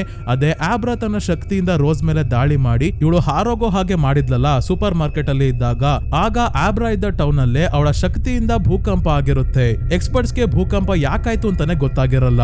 ಇವತ್ ರಾತ್ರಿ ಆಬ್ರಾ ಅವರ ಅಮ್ಮ ಇವಳ ಹತ್ರ ಬಂದು, ನಾಳೆ ನಮ್ಮಮ್ಮನ್ನ ನೋಡ್ಕೊಂಡ್ ಬರೋಕೆ ಊರಿಗೆ ಹೋಗ್ತಾ ಇದ್ದೀನಿ, ನೀನು ಹುಷಾರು, ಆದಷ್ಟು ಬೇಗ ವಾಪಸ್ ಬರ್ತೀನಿ ಅಂತ ಹೇಳಿ ಹೊರಡ್ತಾಳೆ. ಯಾಕಂದ್ರೆ ಆಬ್ರಾಳ ಅಜ್ಜಿಗೆ ಹುಷಾರಿಲ್ಲ. ಸ್ವಲ್ಪ ಹೊತ್ತಾದ್ಮೇಲೆ ಆಬ್ರಾ ಮಲಗಿದ್ದಾಗ ತಾನಿರೋ ಜಾಗದಿಂದಾನೆ ಆಸ್ಟ್ರಲ್ ಪ್ರೊಜೆಕ್ಷನ್ ನ ಸಹಾಯದಿಂದ ರೋಸ್ ದೇಹನ ತಾನಿರೋ ಜಾಗದಲ್ಲೇ ಬಿಟ್ಟು ಆತ್ಮ ಆಗಿ ಆಬ್ರಾ ಇರೋ ಮನೆಯನ್ನ ಹುಡ್ಕೊಂಡು ಬರ್ತಾ ಇದ್ದಾಳೆ. ತುಂಬಾನೇ ಹೊತ್ತಾದ್ಮೇಲೆ ಆಬ್ರಾಳ ಮನೆಯೊಳಗೆ ಸಿಕ್ತು. ಅವಳ ರೂಮ್ಗೆ ಬಂದು ಆಬ್ರಾಳ ಮೈಂಡ್ ಒಳಗೂ ಹೋಗ್ತಾಳೆ. ಇವಳ ಹಳೆ ನೆನಪುಗಳ ಬಗ್ಗೆ ತಿಳ್ಕೊಳ್ಳೋದ್ರ ಜೊತೆಗೆ ಇವಳ ವೀಕ್ನೆಸ್ ಬಗ್ಗೆ ಕೂಡ ತಿಳ್ಕೊಳ್ಳೋಕೋಸ್ಕರ. ಆಬ್ರಾಳ ನೆನಪು ಇವಳ ಮೈಂಡ್ ಅಲ್ಲಿ ಡ್ರಾಯರ್ ಗಳ ಒಳಗೆ ಫೈಲ್ ನ ರೂಪದಲ್ಲಿ ಸ್ಟೋರ್ ಆಗಿದೆ. ಶೈನಿಂಗ್ ಪವರ್ಸ್ ಇರೋರು ತಮ್ಮ ನೆನಪುಗಳನ್ನ ಈ ರೀತಿ ಸ್ಟೋರ್ ಮಾಡ್ಕೊಂಡಿರ್ತಾರೆ. ಆಬ್ರಾ ನಿನ್ ಕತೆ ಮುಗೀತು ಅಂತ ಒಂದು ಡ್ರಾಯರ್ ಎಳ್ಕೊಂಡು ನೆನಪಿನ ಫೈಲ್ಸ್ ಎಲ್ಲ ಚೆಕ್ ಮಾಡ್ಬೇಕಾದ್ರೆ ಇದ್ದಕ್ಕಿದ್ದಂಗೆ ಡ್ರಾಯರ್ ಕ್ಲೋಸ್ ಆಗಿ ಇವಳ ಕೈ ಸಿಗಾಕೊಳ್ಳುತ್ತೆ. ಕೈ ಇರ್ಲಿ ಇವಳೇ ಸಿಗಾಕೊಂಡಿದ್ದಾಳೆ ಸ್ನೇಹಿತರೆ, ಯಾಕಂದ್ರೆ ಇದೊಂದು ಟ್ರ್ಯಾಪ್ ಆಗಿತ್ತು. ರೋಸ್ ಯಾವಾಗ ಬೇಕಾದ್ರೂ ತನ್ನನ್ನ ಹುಡ್ಕೊಂಡು ಬರ್ಬೋದು ಅಂತ ಮೊದ್ಲೇ ಆಬ್ರಾ ರೆಡಿ ಆಗಿರ್ತಾಳೆ. ಆಬ್ರಾ ಭಯಾನಕ ರೂಪದಲ್ಲಿ ಬಂದು ರೋಸ್ ನ ಮೈಂಡ್ ಒಳಗೆ ಹೋಗಿ ಇವಳ ನೆನಪುಗಳನ್ನ ಚೆಕ್ ಮಾಡೋಕೆ ಶುರು ಮಾಡಿದಾಗ ಎಲ್ಲಿ ತಮ್ಮ ಸೀಕ್ರೆಟ್ಸ್ ಬಗ್ಗೆ ಎಲ್ಲ ಗೊತ್ತಾಗುತ್ತೋ ಅಂತ ಸಿಗಾಕೊಂಡಿರೋ ಕೈನ ಚರ್ಮನೆ ಸುಲ್ಕೊಂಡ್ ಬರೋ ಹಾಗೆ ಜೋರಾಗಿ ಎಳ್ಕೊಂಡು ಇಲ್ಲಿಂದ ಎಸ್ಕೇಪ್ ಆಗ್ಬಿಡುತ್ತಾಳೆ. ಆತ್ಮ ಹೋಗಿ ಇವಳ ಬಾಡಿಗೆ ಸೇರ್ಕೊಂಡು ವ್ಯಾನ್ ಮೇಲಿಂದ ಕೆಳಗೆ ಬಿದ್ದಾಗ ಇವಳ ದೇಹಕ್ಕೂ ಗಾಯ ಆಗಿರೋದು ನೋಡ್ತಾಳೆ. ಅಂದ್ರೆ ಆಬ್ರಾ ಇವಳಿಗಿಂತ ತುಂಬಾನೇ ಶಕ್ತಿಶಾಲಿ ಆಗಿದ್ದಾಳೆ. ಅವಳು ಆತ್ಮದ ಮೇಲೆ ದಾಳಿ ಮಾಡಿದ್ರು ರಿಯಲ್ ಆಗಿ ದೇಹಕ್ಕೂ ಏಟಾಗ್ಬೇಕು, ಆ ರೀತಿ ಆಬ್ರಾ ಮಾಡ್ತಿದ್ದಾಳೆ. ಮತ್ತೆ ಇದೇ ರೀತಿ ಒಂದು ಸೀನ್ ಮೈಕ್ ಫ್ಲನಗನ್ ಅವರೇ ಡೈರೆಕ್ಟ್ ಮಾಡಿರೋ ಜೆರಾಲ್ಡ್ಸ್ ಗೇಮ್ ಮೂವಿಯ ಕ್ಲೈಮ್ಯಾಕ್ಸ್ ಅಲ್ಲಿ ಇದೆ ಸ್ನೇಹಿತರೆ. ಆ ಮೂವಿಯ ಮೇನ್ ಕ್ಯಾರೆಕ್ಟರ್ ಜೆಸಿ ಹ್ಯಾಂಡ್ ಕಫ್ಸ್ ಇಂದ ತಪ್ಪಿಸ್ಕೊಳ್ಳೋಕೆ ಇದೇ ರೀತಿ ಚರ್ಮ ಸುಲ್ಕೊಂಡ್ ಬರೋ ಹಾಗೆ ಎಳ್ಕೊಂತಾಳೆ. ನಿಮಗೆ ಗೊತ್ತಿರಬಹುದು ಸ್ನೇಹಿತರೆ, ಆ ಮೂವಿಯನ್ನ ಕೂಡ ಸ್ಟೀಫನ್ ಕಿಂಗ್ ಅವರು ಬರ್ದಿರೋ ನಾವೆಲ್ ಇಂದಾನೆ ಇನ್ಸ್ಪೈರ್ ಆಗಿ ಮಾಡಿರೋದು. ಸೊ ಈಗ ಇವಳ ಕೈ ಕಿತ್ತೋಗಿರೋದು ನೋಡಿ ಆಬ್ರಾಳ ಪವರ್ಸ್ ನೋಡಿ ಕಲ್ಟ್ ಅವ್ರಿಗೆ ಬಾಯಿಗೆ ಬಂದಿದ್ದೆ. ಇವಳ ಕೈಗಿಂತ ಇಂಪಾರ್ಟೆಂಟ್ ವಿಷಯ ಏನಂದ್ರೆ ವಯಸ್ಸಾಗಿರೋ ಫ್ಲಿಕ್ಗೆ ಹುಷಾರಿರ್ಲಿಲ್ವಲ್ಲ, ಈಗ ಸ್ಟೀಮ್ ಸಿಗ್ದಲೆ ಸಾಯೋ ಹಂತದಲ್ಲಿ ಇದ್ದಾನೆ. ಇವನನ್ನ ನೋಡಿ ಆಂಡಿ ನಮಗೆ ಸಾವೇ ಇಲ್ಲ ಅಲ್ವಾ, ಇದೇನ್ ಮತ್ತೆ ಅಂತ ರೋಸ್ಗೆ ಕೇಳಿದಾಗ ನಾನ್ ಯಾವಾಗ ಸಾವೇ ಇಲ್ಲ ಅಂದೆ, ಚೆನ್ನಾಗಿ ತಿನ್ಬೇಕು ಅಂದ್ರೆ ಸ್ಟೀಮ್ ನ ಆಯಸ್ಸು ಹೆಚ್ಚು ಮಾಡ್ಕೋಬೇಕು ಅಂದಿದ್ದು, ನೋ ಸ್ಟೀಮ್ ನೋ ಆಯಸ್ಸು ಅಂತ ಹೇಳ್ತಾಳೆ. ಮತ್ತೆ ಈಗ ನಮ್ಗೆ ಒಂದು ಶಾಕಿಂಗ್ ವಿಷಯ ಗೊತ್ತಾಗೋದೇನಂದ್ರೆ ಫ್ಲಿಕ್ ಭೂಮಿ ಮೇಲೆ ಸುಮಾರು 2000 ವರ್ಷಗಳಿಂದ ಇದ್ದಾನೆ. ರೋಮನ್ ಸಾಮ್ರಾಜ್ಯ ಎದಳೋದು ಬೀಳೋದು ಎಲ್ಲ ನೋಡಿದ್ದಾನೆ, ಅಲ್ಲಿದ್ದ ಗ್ಲಾಡಿಯೇಟರ್ಸ್ ನ ನೋಡಿದ್ದಾನೆ. ಇವನು ಆಗಿನಿಂದ ಸ್ಟೀಮ್ ನ ಸೇವಿಸ್ತಾ ಇದ್ದ ಅಂತ ಇವನನ್ನ ರಾಕ್ಷಸ ಅನ್ಕೊಂಡು ಆಗಿನ ಕಾಲದ ಜನ ಹೆದರ್ಕೊಂತ ಇರ್ತಾರೆ. ಬೇರೆ ಬೇರೆ ದೇಶಗಳನ್ನೆಲ್ಲ ಸುತ್ತಾಡಿ ಹೊಗೆ ಕುಡಿತಾ ಇದ್ದ ಅವನ್ಗೆ ಈಗ ಹೊಗೆನೆ ಇಲ್ದೆ ಹೋಗೋ ಸಮಯ ಬಂದಿದೆ. ಆದ್ರೆ ಸಾಯೋಕೆ ಇವನ್ಗೆ ಇಷ್ಟ ಆಗ್ತಿಲ್ಲ. ಅಲ್ಲ, ಸಾವಿರಾರು ವರ್ಷ ಬದುಕಿದ್ರು ತಾತುಂಗೆ ಇನ್ನೂ ಜೀವದ ಮೇಲೆ ಆಸೆ. ಆದ್ರೆ ಆಸೆ ದೋಸೆ ಎಲ್ಲ ಇದ್ರೆ ಏನು ಮಾಡೋಕ್ಕಾಗಲ್ಲ. ಕೊನೆಗೆ ಇವನ ಬಾಡಿ ಪೂರ್ತಿ ಸ್ಟೀಮ್ ಆಗಿ ಮಾಯ ಆಗೋಗುತ್ತೆ. ಬಟ್ಟೆ ಬಿಟ್ರೆ ಏನು ಉಳಿಯಲ್ಲ, ಎಲ್ಲ ಸ್ಟೀಮ್ ಆಗೋಯ್ತು. ಅದಕ್ಕೆ ಬೇರೆ ಕಲ್ಟ್ ಮೆಂಬರ್ಸ್ ಎಲ್ಲ ಮುತ್ತಾಕೊಂಡು ಸ್ಟೀಮ್ ತಗೊಂತಾ ಇದ್ದಾರೆ. ಈ ಕಡೆ ಆಬ್ರಾ ತನ್ನ ಮೈಂಡ್ ಇಂದ ಡ್ಯಾನಿಗೆ ಕಾಂಟ್ಯಾಕ್ಟ್ ಮಾಡಿ ನಾನು ರೋಸ್ ನ ಮೈಂಡ್ ಗೆ ಹೋಗಿದ್ದೆ, ಅವಳ ಮೇಲೆ ಅಟ್ಯಾಕ್ ಮಾಡಿದೆ ಅಂತೆಲ್ಲ ಹೇಳಿದಾಗ ಈ ಹುಡುಗಿ ನನ್ನ ಮಾತು ಕೇಳಲ್ಲ, ಹೋಗ್ಲಿ ಅತ್ಲಾಗೆ ಸಹಾಯ ಮಾಡೋಣ ಅಂತ ಹೇಳಿ ಮೊದಲು ಬಿಲಿಯ ಮನೆಗೆ ಬಂದು ಎಲ್ಲಾ ವಿಷಯ ಹೇಳ್ತಾನೆ, ಶೈನಿಂಗ್ ಬಗ್ಗೆ ಕೂಡ. ಯಾಕೆಂದ್ರೆ ಇವನ ಸಹಾಯ ಪಡ್ಕೊಂಡು ಅಯೋವಾ ರಾಜ್ಯಕ್ಕೆ ಹೋಗಿ ಅಲ್ಲಿರೋ ಲೆಮರ್ಕ್ ಇಂಡಸ್ಟ್ರೀಸ್ ಜಾಗದಲ್ಲೇ ಅಲ್ವಾ ರೋಸ್ ನ ಕಲ್ಟವರು ಬ್ರಾಡ್ಲಿನ ಮಣ್ ಮಾಡಿರೋದು. ಹಾಗಾಗಿ ಅಲ್ಲಿಗೆ ಹೋಗಿ ಹುಡುಗನ ಬಾಡಿ ಇದೆಯಾ ನೋಡಿ ಅವನ ಜೊತೆನೆ ಊತ್ ಹಾಕಿದ್ದ ಬೇಸ್ಬಾಲ್ ಗ್ಲೌ ಎತ್ಕೊಂಡ್ ಬಂದು ಆಬ್ರಾಗೆ ಕೊಟ್ರೆ ರೋಸ್ ನ ಕಲ್ಟಲ್ಲಿ ಇರೋ ಒಬ್ಬ ವ್ಯಕ್ತಿ ಆ ಗ್ಲೌ ನ ಹಾಕೊಂಡಿದ್ನಲ್ಲ ಅವನನ್ನ ಟ್ರ್ಯಾಕ್ ಮಾಡಬಹುದು. ತಕ್ಷಣ ಡ್ಯಾನಿ ಮತ್ತೆ ಬಿಲಿ ಇಬ್ರು ಕಾರಲ್ಲಿ ಅಯೋವಾಗೆ ಹೊರಡ್ತಾರೆ. ಆಬ್ರಾ ತನ್ನ ಮನೆಯಲ್ಲೇ ಇದ್ಕೊಂಡು ಡ್ಯಾನಿ ಜೊತೆ ಕಮ್ಯುನಿಕೇಟ್ ಮಾಡಿ ಆ ಲೆಮರ್ಕ್ ಇಂಡಸ್ಟ್ರೀಸ್ ಇರೋ ಜಾಗ, ಆ ಹುಡುಗನನ್ನ ಊತ್ ಹಾಕಿರೋ ಜಾಗವನ್ನ ತೋರಿಸ್ತಾಳೆ. ಬಿಲಿಗೆ ಇನ್ನೂ ಇಲ್ಲೇನಾದ್ರೂ ಸಿಗುತ್ತೆ ಅಂತ ನಂಬಿಕೆ ಬರ್ತಿಲ್ಲ. ಡ್ಯಾನಿ ಕುಡಿಯೋದ್ ಬಿಟ್ಟು ಮಾನಸಿಕ ಅಸ್ವಸ್ಥ ಆಗಿರ್ಬೇಕು ಅಂತ ಅನ್ಕೊಂಡಿದ್ದಾನೆ. ಆದ್ರೆ ಗುಂಡಿ ತೆಗೆದು ನೋಡಿದಾಗ ಬಿಲಿನೇ ಮಾನಸಿಕ ಅಸ್ವಸ್ಥ ಆಗೋಗ್ತಾನೆ. ಬ್ರಾಡ್ಲಿಯ ಬಾಡಿ ಇಲ್ಲೇ ಇರೋದು ನೋಡಿ ತಕ್ಷಣ ಇವರು ಬೇಸ್ಬಾಲ್ ಗ್ಲೌ ನ ಎತ್ಕೊಂಡು ಹೊರಡ್ತಾರೆ. ಡ್ಯಾನಿ ತನ್ನ ಶೈನಿಂಗ್ ಪವರ್ಸ್ ಇಂದ ನಿಮ್ ಮನೆಗೆ ಬರ್ತಿದೀವಿ, ನಿಮ್ ಪೇರೆಂಟ್ಸ್ ಗೆ ಎಲ್ಲಾ ವಿಷಯ ನೀನು ಮೊದ್ಲೇ ಹೇಳಿರು. ಅಕಸ್ಮಾತ್ ರೋಸ್ ಮತ್ತೆ ಅವಳ ಕಡೆಯವರೇನಾದ್ರೂ ಬಂದ್ರೆ ಆಗ ನಿಲ್ಲಿಸ್ಕೊಂಡು ಎಲ್ಲ ಹೇಳೋಕ್ ಆಗಲ್ಲ, ನಿಮ್ಮ ಅಪ್ಪ ಅಮ್ಮನ್ ಕತೆ ಮುಗಿಸ್ತಾಳೆ ಅವಳು ಅಂತ ಹೇಳ್ತಾನೆ. ಇವನು ಹೇಳ್ದಂಗೆ ಆಗ್ಲೇ ರೋಸ್ ನ ಬಿಟ್ಟು ಇವಳ ಕಲ್ಟಲ್ಲಿ ಇರೋ ಬೇರೆ ಎಲ್ಲರೂ ಕೂಡ ಆಬ್ರಾನ ಎತ್ತಾಕೊಂಡ್ ಬರೋಕೆ ಬರ್ತಾ ಇದ್ದಾರೆ. ಡ್ಯಾನಿ ಮತ್ತೆ ಬಿಲಿ ಮೊದ್ಲು ಬಿಲಿಯ ಮನೆಗೆ ಹೋಗಿ ಇವನು ಬೇಟೆ ಆಡೋಕೆ ಅಂತ ಇಟ್ಕೊಂಡಿದ್ದ ಹಂಟಿಂಗ್ ರೈಫಲ್ಸ್ ನ ಸೇಫ್ಟಿಗೆ ಎತ್ಕೊಂಡು ಆಬ್ರಾಳ ಮನೆಗೆ ಬಂದಾಗ ಮನೆಯಲ್ಲಿ ಆಬ್ರಾ ಅವ್ರ ಅಮ್ಮ ಇಲ್ಲ, ನೆನ್ನೆನೆ ಹೇಳ್ದಂಗೆ ಊರಿಗೆ ಹೋಗಿದ್ದಾಳೆ. ಆದ್ರೆ ಅವಳ ತಂದೆ ಡ್ಯಾನಿಗೆ ಹೊಡೆಯೋಕೆ ಬರ್ತಾನೆ, ನನ್ನ ಮಗಳಿಗೆ ಏನೇನೋ ಹೇಳಿದ್ಯಾ ಅಂತ. ಆಬ್ರಾ ತನ್ನ ಶೈನಿಂಗ್ ಪವರ್ಸ್ ಇಂದ ತನ್ನ ತಂದೆಯನ್ನ ತಡೆದು ನಿಮಗೆ ಎಲ್ಲಾ ಸತ್ಯ ತೋರಿಸ್ತೀನಿ ಅಂತ ಮನೆ ಒಳಗೆ ಕರ್ಕೊಂಡ್ ಬರ್ತಾಳೆ. ಮಗಳಿಗೆ ಶೈನಿಂಗ್ ಪವರ್ಸ್ ಇರೋದು ಇವನಿಗೂ ಗೊತ್ತಿದೆ, ಆಬ್ರಾ ಅವ್ರ ಅಮ್ಮಂಗೂ ಗೊತ್ತಿದೆ, ಗೊತ್ತಿಲ್ಲ ಅನ್ನೋ ಹಾಗೆ ಇರ್ತಾರೆ ಅಷ್ಟೇ. ಆಬ್ರಾ ತನ್ನ ತಂದೆಗೆ ಕಲ್ಟ್ ಅವರು ಹೇಗೆ ಬ್ರಾಡ್ಲಿನ ಸಾಯಿಸಿದ್ದಾರೆ ಅನ್ನೋ ದೃಶ್ಯವನ್ನ ತೋರಿಸಿದಾಗ ಮೊದ್ಲು ಇವನು ಮಾಡೋ ಕೆಲಸ ಒಂದು ಗ್ಲಾಸ್ ತಗೊಂಡು ಎಣ್ಣೆ ಸುರಿಯೋದು. ಟೆನ್ಷನ್ಗೆ ಇವನ ಕೈಯೇ ನಡುಗ್ತಾ ಇದೆ. ಡ್ಯಾನಿ ಬ್ರಾಡ್ಲಿಯ ಬೇಸ್ಬಾಲ್ ಗ್ಲೌ ಇವಳಿಗೆ ಕೊಟ್ಟಾಗ ಇದನ್ನ ಟಚ್ ಮಾಡಿ ಗ್ಲೌವ್ ನ ಹಾಕೊಂಡಿದ್ದ ಆ ಕಲ್ಟ್ ನ ವ್ಯಕ್ತಿ ಎಲ್ಲಿದ್ದಾನೆ ಅಂತ ಚೆಕ್ ಮಾಡಿದಾಗ ರೋಸ್ ಬಿಟ್ಟು ಬೇರೆ ಎಲ್ಲರೂ ಆಗ್ಲೇ ಇಲ್ಲಿಗೆ ಬರ್ತಾ ಇರೋದನ್ನ ನೋಡ್ತಾಳೆ. ಡ್ಯಾನಿ ಹಾಗಾದ್ರೆ ನಾವು ಆದಷ್ಟು ಬೇಗ ಏನಾದ್ರೂ ಮಾಡ್ಬೇಕು, ಒಂದು ಮ್ಯಾಜಿಕ್ ಟ್ರಿಕ್ ಮಾಡಿ ಅವರನ್ನ ಯಾಮಾರ್ಸೋಣ ಬಾ ಅಂತ ಇವಳನ್ನ ಮತ್ತೆ ಬಿಲಿಯನ್ನ ಕಾಡಿನ ಒಳಗೆ ಕರ್ಕೊಂಡ್ ಬರ್ತಾನೆ. ಇನ್ನೊಂದ್ ಕಡೆ ರೋಸ್ ಆಬ್ರಾ ಎಲ್ಲಿದ್ದಾಳೆ ಅಂತ ಟ್ರ್ಯಾಕ್ ಮಾಡಿ ತನ್ನ ಕಲ್ಟ್ ಅವ್ರಿಗೆ ಹೇಳಿದಾಗ ಅವರು ಕೂಡ ಕಾಡಿಗೆನೆ ಬರ್ತಾರೆ. ಸ್ನೇಕ್ ಬೈಟ್ ಆಂಡಿ ಒಬ್ಳೆ ಕೂತಿರೋ ಆಬ್ರಾ ಹತ್ರ ಬಂದು ತನ್ನ ಶಕ್ತಿಯಿಂದ ಇವಳನ್ನ ತನ್ನ ಕಂಟ್ರೋಲ್ಗೆ ತಗೊಂತಾಳೆ. ಮತ್ತೆ ಒಂದು ಇಂಜೆಕ್ಷನ್ ಇವಳ ಕತ್ತಿಗೆ ಚುಚ್ಚಿ ಪ್ರಜ್ಞೆ ತಪ್ಪೋ ಹಾಗೆ ಮಾಡ್ತಾಳೆ. ಸೊ ಈಗ ಸ್ನೇಹಿತರೆ ಮ್ಯಾಜಿಕ್ ಟ್ರಿಕ್ ಏನು ಅಂತ ಗೊತ್ತಾಯ್ತು. ಆಬ್ರಾ ಇಲ್ಲಿ ಇಲ್ವೇ ಇಲ್ಲ, ಒಂದು ಗೊಂಬೆ ಇದೆ ಅಷ್ಟೇ. ಗೊಂಬೆಗೆನೆ ಆಂಡಿ ಇಂಜೆಕ್ಷನ್ ಚುಚ್ಚಿರೋದು. ಆಬ್ರಾ ತನ್ನ ಮನೆಯಿಂದನೇ ಇಲ್ಲಿ ತಾನು ಕಾಣೋ ಹಾಗೆ ಮಾಡಿದ್ದಾಳೆ. ಮರದ ಹಿಂದೆ ಬಚ್ಚಿಡ್ಕೊಂಡಿದ್ದ ಬಿಲಿ ಮತ್ತೆ ಡ್ಯಾನಿ ಮೊದ್ಲೇ ಹಂಟಿಂಗ್ ರೈಫಲ್ಸ್ ಎತ್ಕೊಂಡ್ ಬಂದಿದ್ರಲ್ಲ, ಆ ರೈಫಲ್ ಗಳಿಂದ ಒಂದೇ ಸಮ ಕಲ್ಟವರ ಮೇಲೆ ಫೈರ್ ಮಾಡ್ತಾರೆ. ಇವರು ಮೊದ್ಲೇ ಸ್ಟೀಮ್ ಇಲ್ದಲೆ ಸಾಯ್ತಾ ಇದ್ರು, ಹಾಗಾಗಿ ಹೀಲಿಂಗ್ ಪವರ್ಸ್ ಕಡಿಮೆ ಇರೋದ್ರಿಂದ ಒಂದೊಂದು ಬುಲೆಟ್ ಗೆನೆ ಸ್ಟೀಮ್ ಆಗಿ ನಾಶ ಆಗೋಗ್ತಾ ಇದ್ದಾರೆ. ಇವ್ರಿಗೆ ಬುಲೆಟ್ ಬಿದ್ರೆ ದೂರದಲ್ಲಿ ಇರೋ ರೋಸ್ಗೂ ನೋವಾಗ್ತಾ ಇದೆ. ಸೈಕಿಕ್ ಕನೆಕ್ಷನ್ ಇದೆಯಲ್ಲ ಎಲ್ಲರ ನಡುವೆ, ಹಾಗಾಗಿ ಎಲ್ಲರನ್ನ ಡ್ಯಾನಿ ಮತ್ತೆ ಬಿಲಿ ಕೊಲ್ತಾರೆ. ಕೊನೆಗೆ ಉಳಿಯೋದು ಸ್ನೇಕ್ ಬೈಟ್ ಆಂಡಿ ಮಾತ್ರ. ಆಂಡಿಗೆ ಶೂಟ್ ಮಾಡೋ ಅಷ್ಟರಲ್ಲಿ ಡ್ಯಾನಿಯ ಗನ್ನಲ್ಲಿ ಇದ್ದ ಬುಲೆಟ್ ಖಾಲಿ ಆಯ್ತು. ನಿನಗೆ ನಿದ್ದೆ ಬರ್ತಿಲ್ವಾ, ನಿದ್ದೆ ಮಾಡು ಮೊದ್ಲು ಅಂತ ಆಂಡಿ ಹೇಳಿದಾಗ ತಕ್ಷಣ ಮಲ್ಕೊಂತಾನೆ. ಆದ್ರೆ ಆಬ್ರಾ ಡ್ಯಾನಿಗೆ ಎಚ್ಚರಗೊಳ್ಳೋಕೆ ಪದೇ ಪದೇ ಹೇಳಿದಾಗ ಇವನಿಗೆ ಎಚ್ಚರಿಕೆ ಆಯ್ತು. ಇದೇ ಸಮಯಕ್ಕೆ ಹಿಂದೆಯಿಂದ ಬಂದ ಬಿಲಿ ಆಂಡಿಯ ಕತ್ತಿಗೆ ಶೂಟ್ ಮಾಡ್ಬಿಡ್ತಾನೆ. ಆದ್ರೆ ಅವಳು ಸಾಯೋ ಅಷ್ಟರಲ್ಲಿ ನಿನಗೆ ನೀನೇ ಶೂಟ್ ಮಾಡ್ಕೊ ಅಂತ ಹೇಳಿದ್ರಿಂದ ಬಿಲಿ ತನಿಗೆ ತಾನೇ ಶೂಟ್ ಮಾಡ್ಕೊಂಡು ಸಾವನ್ನಪ್ತಾನೆ. ಡ್ಯಾನಿಗಂತೂ ತುಂಬಾನೇ ಬೇಜಾರಾಗ್ತಿದೆ. ಆದ್ರೆ ಆಬ್ರಾ ಇವರಲ್ಲಿ ಒಬ್ಬ ಕಾಣಿಸ್ತಿಲ್ಲ, ಎಲ್ಲಿದ್ದಾನೆ ಅಂತ ನೋಡ್ಬೇಕಾದ್ರೆ ಮನೆಯಲ್ಲೇ ಇರೋ ಆಬ್ರಾ ಹತ್ರನೇ ಕ್ರೋ ಬಂದು ಇಂಜೆಕ್ಷನ್ ಕೊಟ್ಟು ಪ್ರಜ್ಞೆ ತಪ್ಪಿಸ್ತಾನೆ. ಆಬ್ರಾ ಏನಾದ್ರೂ ಟ್ರಿಕ್ ಮಾಡ್ತಾಳೆ ಅಂತ ಮೊದ್ಲೇ ಇವನೊಬ್ಬ ಮನೆ ಹತ್ರನೇ ಉಳ್ಕೊಂಡಿದ್ದ. ಮನೆ ಒಳಗಿಂದಾನೆ ಬರ್ತಿರೋ ಶೈನಿಂಗ್ ಪವರ್ ನ ಸಿಗ್ನಲ್ ನ ಕಾರಣದಿಂದ ಆಬ್ರಾ ಮನೆಯಲ್ಲೇ ಇದ್ದಾಳೆ ಅಂತ ಇವನಿಗೆ ಗೊತ್ತಾಗಿದೆ.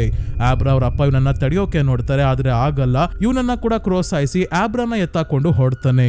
ಎಲ್ಲ ಆದ್ಮೇಲೆ ಬಂದ ಡ್ಯಾನಿ ಆಬ್ರಾ ಅವರ ಅಪ್ಪ ಸಾವನ್ನಪ್ಪಿರೋದು, ಆಬ್ರಾ ನಾಪತ್ತೆ ಆಗಿರೋದು ನೋಡಿ ತುಂಬಾನೇ ಆಘಾತ ಆಗುತ್ತೆ. ಇಲ್ಲೇ ಇದ್ದ ಎಣ್ಣೆ ಬಾಟಲ್ ಎತ್ಕೊಂಡು ತನ್ನ ಮನೆಗೆ ಬಂದು ಇನ್ನೇನ್ ಕುಡಿಬೇಕು ಅನ್ಕೊಂಡಾಗ 8 ವರ್ಷ ಖುಷಿಯಾಗಿ ಇದ್ದಿದ್ದು ನೆನಪಾಗುತ್ತೆ. ಬಾಟಲ್ ನ ಹೊಡೆದಾಕಿ ತನ್ನ ಶೈನಿಂಗ್ ಪವರ್ಸ್ ನ ಮಿತಿ ಮೀರಿ ಬಳಸ್ತಾನೆ, ಮೂಗಲ್ಲಿ ರಕ್ತ ಬರೋ ಹಾಗೆ. ಹಾಗಾಗಿ ವ್ಯಾನ್ ಅಲ್ಲಿ ಅರೆಪ್ರಜ್ಞೆಯ ಸ್ಥಿತಿಯಲ್ಲಿ ಇದ್ದ ಆಬ್ರಾ ಹತ್ರ ಆತ್ಮ ಆಗಿ ಬಂದು ಇವಳನ್ನ ಪೊಸೆಸ್ ಮಾಡ್ಕೊಂತಾನೆ. ಆಬ್ರಾ ಎದ್ದು ಮಾತಾಡೋಕೆ ಶುರು ಮಾಡಿದಾಗ ಇವಳು ಮಾತಾಡೋ ರೀತಿನೇ ನೋಡಿ ಮತ್ತೆ ಅವಳ ಕಣ್ಣಿನ ಬಣ್ಣ ಬದಲಾಗಿರೋದು ನೋಡಿ ಕ್ರೋ ಶಾಕ್ ಆಗೋಗ್ತಾನೆ. ಯಾರ್ ನೀನು, ಇಂಥ ಟ್ರಿಕ್ ನಾನು ಯಾವತ್ತು ನೋಡೇ ಇಲ್ವಲ್ಲ ಅಂತ ಕೇಳಿದಾಗ ನಿನ್ ಕಡೆಯವ್ರನ್ನೆಲ್ಲ ಸಾಯಿಸಿದವನು ನಾನೇ. ಅಲ್ಲ ನಿನಗೆ ನೀನು ಸಾಯಲ್ಲ ಅಂತ ತುಂಬಾನೇ ಕಾನ್ಫಿಡೆನ್ಸ್ ಇರ್ಬೇಕು ಅಲ್ವಾ, ಸೀಟ್ ಬೆಲ್ಟ್ ಆದ್ರೂ ಹಾಕೋಬಾರ್ದ ಅಂತ ಹೇಳಿ ಆಬ್ರಾಳ ದೇಹದಲ್ಲಿ ಇರೋ ಟೆಲಿಕೈನೆಟಿಕ್ ಪವರ್ಸ್ ನ ಡ್ಯಾನಿ ಯೂಸ್ ಮಾಡ್ಕೊಂಡು ಸ್ಟಿಯರಿಂಗ್ ನ ಪಕ್ಕಕ್ಕೆ ಟರ್ನ್ ಮಾಡ್ಬಿಡ್ತಾನೆ. ಇದರಿಂದ ವ್ಯಾನ್ ಹೋಗಿ ಮರಕ್ಕೆ ಗುದ್ಕೊಂಡಾಗ ವಿಂಡ್ಶೀಲ್ಡ್ ಹೊಡ್ಕೊಂಡು ಹೋಗಿ ಹೊರಗೆ ಬೀಳ್ತಾನೆ ಕ್ರೋ. ಆಬ್ರಾಗೆ ಹಿಂದೆ ಟೈಟ್ ಆಗಿ ಇವನೇ ಸೀಟ್ ಬೆಲ್ಟ್ ಹಾಕಿದ್ದ, ಹಾಗಾಗಿ ಅವಳಿಗೆ ಏನೂ ಆಗ್ಲಿಲ್ಲ. ಕೊನೆಗೆ ಕ್ರೋ ಒದ್ದಾಡಿ ಹೊಗೆ ಬಿಡ್ತಾನೆ. ಇನ್ನೊಂದ್ ಕಡೆ ಗುಲಾಬಿಗೆ ತುಂಬಾನೇ ಕೋಪ ಬಂದಿದೆ. ಆಬ್ರಾ ಮತ್ತೆ ಡ್ಯಾನಿ ಕತೆ ಏನಾದ್ರೂ ಮಾಡ್ಲೇಬೇಕು ಅಂತ 2 ಕ್ಯಾನಿಸ್ಟರ್ ಅಲ್ಲಿ ಉಳಿದಿದ್ದ ಸ್ಟೀಮ್ ನ ಒಂದೇ ಸಲ ದೇಹದ ಒಳಗೆ ಎಳ್ಕೊಂತಿದ್ದಂಗೆ ಕೈಯಲ್ಲಿ ಹಾಕಿದ್ದ ಗಾಯ ಕ್ಷಣದಲ್ಲೇ ವಾಸಿ ಆಗೋಯ್ತು. ಇನ್ನ ಡ್ಯಾನಿ ಮತ್ತೆ ಆಬ್ರಾ ಮಾತಾಡೋಕೆ ಫೋನ್ ಏನು ಬೇಡವಲ್ಲ, ಮೈಂಡ್ ಅಲ್ಲೇ ಸೈಕಿಕ್ ಕನೆಕ್ಷನ್ ನ ಮುಖಾಂತರ ಮಾತಾಡ್ಕೊಂತಾರೆ. ಹಾಗಾಗಿ ಒಂದು ಜಾಗಕ್ಕೆ ಆಬ್ರಾಗೆ ಬರೋಕೆ ಹೇಳಿ ಅಲ್ಲಿಗೆ ಹೋಗಿ ಡ್ಯಾನಿ ಅವಳನ್ನ ಕರ್ಕೊಂಡು ಹೊರಡ್ತಾನೆ. ಎಲ್ಲಿಗೆ ಅಂದ್ರೆ ಕೊಲರಾಡೋ ಅಲ್ಲಿ ಇರೋ ರಾಕಿ ಮೌಂಟೇನ್ಸ್ ಗೆ. ಅಲ್ಲೇನಿದೆ ಅಂದ್ರೆ the Shining ಮೂವಿಯ overlook hotel.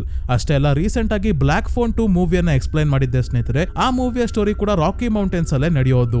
Block phone ಮೂವಿಯನ್ನ Stephen King ಅವರ ಮಗ ಜೋ ಹಿಲ್ ಅವರು ಬರ್ದಿರೋ ಶಾರ್ಟ್ ಸ್ಟೋರಿಯಿಂದ ಇನ್ಸ್ಪೈರ್ ಆಗಿ ಮಾಡಿದ್ದಾರೆ. ಹಾಗಾಗಿ ಈ ರೀತಿ ಸಣ್ಣ ಪುಟ್ಟ ಕನೆಕ್ಷನ್ ಇರುತ್ತೆ. ಸೊ ಈಗ ಆಬ್ರಾ ನಾವ್ಯಾಕೆ ಅಲ್ಲಿಗೆ ಹೋಗ್ತಾ ಇದೀವಿ ಅಂದಾಗ ಇವನು ಹೋಟೆಲ್ ಬಗ್ಗೆ ಎಲ್ಲಾ ವಿಷಯ ಹೇಳ್ತಾನೆ. ರೋಸ್ ಅಂದ್ರೆ ರೋಸ್ ಅವ್ರ ಅಪ್ಪ ಆ ಹೋಟೆಲ್, ನಮ್ಮಂತ ಶೈನಿಂಗ್ ಪವರ್ಸ್ ಇರೋರೆ ಆ ಜಾಗದ ಆಹಾರ. ನಾವು ಅಲ್ಲಿಗೆ ಹೋಗೋದು ಸೇಫ್ ಅಲ್ಲ, ಆದ್ರೆ ರೋಸ್ ಕೂಡ ನಮ್ಮನ್ನ ಹುಡ್ಕೊಂಡು ಅಲ್ಲಿಗೆ ಬಂದ್ರೆ ಅವಳು ಕೂಡ ಸೇಫ್ ಅಲ್ಲ, ಅವಳ ಶಕ್ತಿಯನ್ನ ಪಡ್ಕೊಳ್ಳೋಕೆ ನೋಡುತ್ತೆ ಆ ಹೋಟೆಲ್ ಅಂತ ಹೇಳ್ತಾನೆ. ಇದೇ ಸಮಯಕ್ಕೆ ಊರಿಂದ ಬಂದು ಗಂಡ ಸಾವನ್ನಪ್ಪಿರೋದು, ಮಗಳೇ ನಾಪತ್ತೆ ಆಗಿರೋದು ನೋಡಿ ಆಬ್ರಾ ಅವರಮ್ಮ ಗಾಬರಿಯಾಗಿ ಅವಳಿಗೆ ಫೋನ್ ಮಾಡ್ತಾರೆ. ಆಗ್ಲೇ ಅವರಮ್ಮ ಪೊಲೀಸ್ ಅವ್ರನ್ನೆಲ್ಲ ಕರೆದಿದ್ದಾಳೆ. ಆಬ್ರಾ ನಾನು ಸೇಫ್ ಆಗಿದ್ದೀನಿ, ಅಮ್ಮ ಐ ಲವ್ ಯು ಅಂತ ಹೇಳಿ ಫೋನ್ ನ ಕಾರಿಂದ ಹೊರಗೆ ಬಿಸಾಕ್ತಾಳೆ, ಯಾರು ಇವರನ್ನ ಟ್ರ್ಯಾಕ್ ಮಾಡ್ಕೊಂಡು ಬರಬಾರ್ದು ಅಂತ.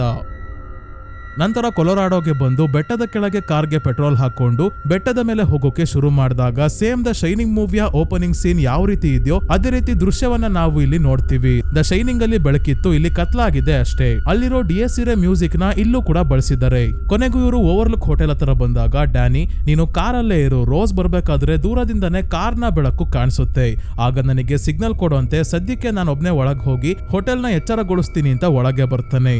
ಹೋಟೆಲ್ ಯಾಕೆ ಈ ತರ ಆಗಿದೆ ಅಂತ ಮೂವಿಯಲ್ಲಿ ತೋರ್ಸಲ್ಲ ಸ್ನೇಹಿತರೆ, ಆದ್ರೆ ನಾವೆಲ್ ಅಲ್ಲಿ ಇದೆ. ಈ ಹೋಟೆಲ್ ಅಲ್ಲಿ ಡಿಕ್ ಮತ್ತೆ ಡ್ಯಾನಿ ಅವರಪ್ಪ ಜಾಕ್ ಇಬ್ರು ಸಾವನ್ನಪ್ಪೋದಷ್ಟೇ ಅಲ್ಲ, ಅದಕ್ಕಿಂತ ಮುಂಚೆ ಕೂಡ ಕೇರ್ ಟೇಕರ್ ಆಗಿ ಬಂದಿದ್ದವರು ಸಾವನ್ನಪ್ಪಿರ್ತಾರೆ. ಅದೇ ಕಾರಣಕ್ಕೆ ಪ್ರತಿ ಸಲ ಹೀಗೆ ಆಗ್ತಿದ್ಯಲ್ಲ ಅಂತ ಜನ ಈ ಹೋಟೆಲ್ ಶಾಪಗ್ರಸ್ತವಾಗಿದೆ ಅಂತ ಹೇಳೋಕೆ ಶುರು ಮಾಡಿರ್ತಾರೆ. ಗೆಸ್ಟ್ಸ್ ಯಾರು ಬರ್ತಾ ಇರಲ್ಲ, ಹಾಗಾಗಿ ಹೋಟೆಲ್ ಕ್ಲೋಸ್ ಮಾಡಿರ್ತಾರೆ. ಡ್ಯಾನಿ ಒಳಗೆ ಬರ್ತಿದ್ದಂಗೆ ಲೈಟ್ಸ್ ಎಲ್ಲ ತಂತಾನೆ ಆನ್ ಆಗ್ತಾ ಇದೆ. ಮೊದ್ಲು ಇವನು ಬಾಯ್ಲರ್ ರೂಮ್ ಗೆ ಬಂದು ಬಾಯ್ಲರ್ ನ ಆನ್ ಮಾಡಿ ಇದರ ಪ್ರೆಷರ್ ಬೇಕು ಅಂತಾನೆ ಜಾಸ್ತಿ ಮಾಡ್ತಾನೆ. ಸ್ವಲ್ಪ ಸಮಯದ ನಂತರ ಬ್ಲಾಸ್ಟ್ ಆಗ್ಲಿ, ಅಕಸ್ಮಾತ್ ರೋಸ್ ನ ಕೊಲ್ಲೋಕೆ ಆಗ್ಲಿಲ್ಲ ಅಂದ್ರೆ ಈ ರೀತಿ ಆದ್ರೂ ಅವಳು ಸಾಯ್ಲಿ ಅಂತ. ಇಲ್ಲಿಂದ ಇವನು ತನ್ನ ತಂದೆ ತಾಯಿ ಜೊತೆ ಇದ್ದ ರೂಮ್ ಗೆ ಬಂದಾಗ ಇವನು ಚಿಕ್ಕವನಿದ್ದಾಗ ವೆಂಡಿಗೆ ವಾರ್ನಿಂಗ್ ಕೊಡೋಕೆ ಬಾತ್ರೂಮ್ ಡೋರ್ ಮೇಲೆ ರೆಡ್ ರಮ್ ಅಂತ ಬರ್ದಿರೋದು. ವೆಂಡಿ ಇವನನ್ನ ಕರ್ಕೊಂಡು ಹೋಗಿ ಬಾತ್ರೂಮ್ ಒಳಗೆ ಬಚ್ಚಿಡ್ಕೊಂಡಿದ್ದಾಗ ಜಾಕ್ ಕೊಡಲಿಂದ ಡೋರ್ ಹೊಡೆದಾಕೋದು, ಕಿಟಕಿ ಓಪನ್ ಮಾಡಿ ಡ್ಯಾನಿನ ವೆಂಡಿ ಕಾಪಾಡೋದು ಎಲ್ಲ ಇವನಿಗೆ ನೆನಪಾಗುತ್ತೆ. ನಂತರ ದ ಗೋಲ್ಡ್ ರೂಮ್, ಅದೇ ಎಲ್ಲರೂ ಪಾರ್ಟಿ ಮಾಡ್ತಿರ್ತಾರಲ್ಲ ಆ ರೂಮ್ ಹತ್ರ ಹೋಗ್ಬೇಕಾದ್ರೆ ಗೋಡೆ ಮೇಲೆ ಒಂದು ಕನ್ನಡಿಯನ್ನ ನಾವು ನೋಡಬಹುದು. ಇದು ಮೈಕ್ ಫ್ಲನಗನ್ ಅವರ ಆಕ್ಯುಲಸ್ ಮೂವಿಯಲ್ಲಿ ಇದ್ದ ಕನ್ನಡಿ ಸ್ನೇಹಿತರೆ. ದ ಶೈನಿಂಗ್ ಮೂವಿಯಲ್ಲಿ ಈ ಕನ್ನಡಿ ಇರಲಿಲ್ಲ, ಆದ್ರೆ ಇಲ್ಲಿ ಬೇಕು ಅಂತಾನೆ ಮೈಕ್ ಫ್ಲನಗನ್ ಅವರು ಕನ್ನಡಿಯನ್ನ ನೇತ್ ಹಾಕಿದ್ದಾರೆ. ಸೊ ಗೋಲ್ಡ್ ರೂಮ್ ಅಲ್ಲಿ ಇರೋ ಬಾರ್ ಹತ್ರ ಬಂದು ಕುತ್ಕೊಂಡಾಗ ಇವರಪ್ಪ ಜಾಕ್ ನ ಆತ್ಮ ಬಾರ್ ಟೆಂಡರ್ ಆಗಿ ಬರ್ತಾನೆ. ಒಂದು ಸಲ ಈ ಹೋಟೆಲ್ ಆತ್ಮವನ್ನ ತನ್ನೊಳಗೆ ಬಂಧಿಸಿ ಹಿಡ್ಕೊಂತು ಅಂದ್ರೆ ಅವರನ್ನ ಹೇಗ್ ಬೇಕಾದ್ರೂ ಬಳಸ್ಕೊಡುತ್ತೆ. ಈಗ ಜಾಕ್ ನ ಆತ್ಮ ನೋಡೋಕೆ ಜಾಕ್ ತರ ಇದೆ ಅಷ್ಟೇ, ಆದ್ರೆ ಅವನಿಗೆ ತಾನು ಜಾಕ್ ಮುಂದೆ ಕೂತಿರೋದು ತನ್ನ ಮಗ ಅದೇನು ನೆನಪಿರಲ್ಲ. ದ ಶೈನಿಂಗ್ ಮೂವಿಯಲ್ಲೂ ಇದೇ ರೀತಿ ಜಾಕ್ ಬಂದು ಬಾರ್ ಹತ್ರ ಕುತ್ಕೊಂಡಿದ್ದಾಗ ಲಾಯ್ಡ್ ಅನ್ನೋ ಬಾರ್ ಟೆಂಡರ್ ನ ಆತ್ಮ ಬಂದಿರುತ್ತೆ. ಈಗ ಜಾಕ್ ಕೂಡ ತನ್ನ ಹೆಸರು ಲಾಯ್ಡ್ ಅಂತಾನೆ ಹೇಳ್ತಿದ್ದಾನೆ. ಜಾಕ್ ಇವನು ಮತ್ತೆ ಕುಡಿಲಿ ಅಂತ ಗ್ಲಾಸ್ಗೆ ವಿಸ್ಕಿ ಹಾಕಿ ಕೊಟ್ಟಾಗ ಡ್ಯಾನಿ ಕುಡಿಯಲ್ಲ, ತಮ್ಮ ತಂದೆ ಅಂತಾನೆ ಇವನ ಜೊತೆ ಕಷ್ಟ ಸುಖ ಮಾತಾಡ್ತಾ ಇದ್ದಾನೆ. ಇವನ ಸಾವಿನ ನಂತರ ಏನೆಲ್ಲ ಆಯ್ತು, ಎಷ್ಟು ಭಯದಲ್ಲಿ ಇವರು ಬದುಕ್ತಾ ಇದ್ರು, ವೆಂಡಿ ಸಾಯುವಾಗ ಅವಳ ಮುಖಕ್ಕೆಲ್ಲ ನೊಣಗಳು ಮುತ್ತಾಕೊಂಡಾಗ ಅವಳನ್ನ ನೋಡೋಕೆ ಆಗ್ತಿರ್ಲಿಲ್ಲ ಅಂತೆಲ್ಲ ಹೇಳ್ತಾ ಅಳೋಕೆ ಶುರು ಮಾಡ್ತಾನೆ ಡ್ಯಾನಿ. ಇದಕ್ಕೆ ಜಾಕ್ ನಿನ್ನ ಮೈಂಡ್ ಬ್ಲಾಕ್ ಬೋರ್ಡ್ ಇದ್ದಂಗೆ, ಅದರ ಮೇಲೆ ಈ ಟೆನ್ಷನ್ ನೋವು ಎಲ್ಲ ಬರ್ದಿದೆ, ಅದನ್ನ ಅಳಿಸೋ ಎರೇಸರೇ ವಿಸ್ಕಿ, ಇದು ಮೆಡಿಸಿನ್ ಇದ್ದಂಗೆ, ಮೆಡಿಸಿನ್ ತಗೋ ಅಂತ ಕೊಟ್ಟಾಗ ಬೇಡ ಅಂತ ಡ್ಯಾನಿ ಹೇಳ್ತಿದ್ದಂಗೆ ಜಾಕ್ ಕೋಪದಲ್ಲಿ ಗ್ಲಾಸ್ ನ ಜೋರಾಗಿ ತಳ್ತಾನೆ. ಸತ್ತು ಆತ್ಮ ಆಗಿದ್ರು ಇನ್ನೂ ಕೋಪ ಕಡಿಮೆ ಆಗಿಲ್ಲ. ಓ ಸಾರಿ ನಿಮ್ ಬಟ್ಟೆ ಎಲ್ಲ ವಿಸ್ಕಿ ಆಗೋಯ್ತು, ಬನ್ನಿ ಕ್ಲೀನ್ ಮಾಡ್ತೀನಿ ಅಂತ ವಾಶ್ರೂಮ್ ಗೆ ಬಂದಾಗ ದ ಶೈನಿಂಗ್ ಮೂವಿಯಲ್ಲಿ ಇರೋ ಮತ್ತೊಂದು ಸೀನ್ ನ ಒಂದು ರೀತಿ ರೀಕ್ರಿಯೇಟ್ ಮಾಡ್ತಾರೆ. ಡ್ರಿಂಕ್ಸ್ ಸಪ್ಲೈ ಮಾಡ್ತಿದ್ದ ಡೆಲ್ಬರ್ಟ್ ಗ್ರೇಡಿ ಜಾಕ್ ಮೇಲೆ ಡ್ರಿಂಕ್ಸ್ ಚೆಲ್ದಾಗ ಇದೇ ರೀತಿ ವಾಶ್ರೂಮ್ ಗೆ ಕರ್ಕೊಂಡು ಜಾಕ್ ನ ತಲೆ ಕೆಡ್ಸಿರ್ತಾನೆ. ತನ್ನ ಹೆಂಡತಿ ಮಗನಿಗೆ ಬುದ್ಧಿ ಕಲಿಸ್ಬೇಕು ಅಂತ ಹಾಕೊಡೋದೇ ಡೆಲ್ಬರ್ಟ್ ಗ್ರೇಡಿ. ಈಗ್ಲೂ ಜಾಕ್ ಡ್ಯಾನಿಗೆ ಆ ಹುಡುಗಿಗೋಸ್ಕರ ನೀನ್ ಯಾಕೆ ಕಷ್ಟ ಪಡ್ತಿದ್ಯಾ, ಬೇರೆಯವರ ಸಮಸ್ಯೆಯಲ್ಲಿ ನೀನ್ ಸಿಗಾಕೊಂಡಿದ್ಯಾ, ಸುಮ್ನೆ ಹಣೆ ಬರದಲ್ಲಿ ಏನ್ ಬರ್ತಿರುತ್ತೋ ಅದು ಆಗೋಕೆ ಬಿಟ್ಬಿಡ್ಬೇಕು, ಬೇಡದೇ ಇರೋ ಕೆಲ್ಸಕ್ಕೆಲ್ಲ ಕೈ ಹಾಕೋಕೆ ಹೋಗ್ಬಾರ್ದು, ಆ ಹುಡುಗಿಯನ್ನ ಈ ಹೋಟೆಲ್ ಒಳಗೆ ಕರ್ಕೊಂಡ್ ಬಂದ್ಬಿಟ್ಟು ನೀನ್ ಹೋಗು ಅಂತ ಹೇಳ್ತಾ ಇದ್ದಾಗ ಆಬ್ರಾ ತನ್ನ ಶಕ್ತಿಯಿಂದ ಇಲ್ಲಿರೋ ಡ್ಯಾನಿಗೆ ರೋಸ್ ಬಂದ್ಲು ಅಂತ ಹೇಳ್ತಾಳೆ. ತಕ್ಷಣ ಹೊರಗೆ ಬಂದ ಡ್ಯಾನಿ ರೋಸ್ ದೂರದಲ್ಲಿ ಬರ್ತಾ ಇರೋದು ನೋಡಿ ಆಬ್ರಾನ ಹೋಟೆಲ್ ಒಳಗೆ ಕರ್ಕೊಂಡ್ ಬರ್ತಾನೆ. ಇಲ್ಲೇ ಇದ್ದ ಕೊಡಲಿಯನ್ನ ಎತ್ಕೊಂಡ್ ಬಂದು ಮೆಟ್ಟಿಲುಗಳ ಮೇಲೆ ನಿಂತಿದ್ದಾಗ ರೋಸ್ ಹೋಟೆಲ್ ಒಳಗೆ ಬರ್ತಾಳೆ. ಈ ಹೋಟೆಲ್ ಏನೋ ಡಿಫ್ರೆಂಟ್ ಆಗಿದೆ, ಇದರಲ್ಲಿ ಯಾವ್ದೋ ನೆಗೆಟಿವ್ ಎನರ್ಜಿ ಇದೆ ಅನ್ನೋದನ್ನ ಫೀಲ್ ಮಾಡ್ತಿದ್ದಾಳೆ.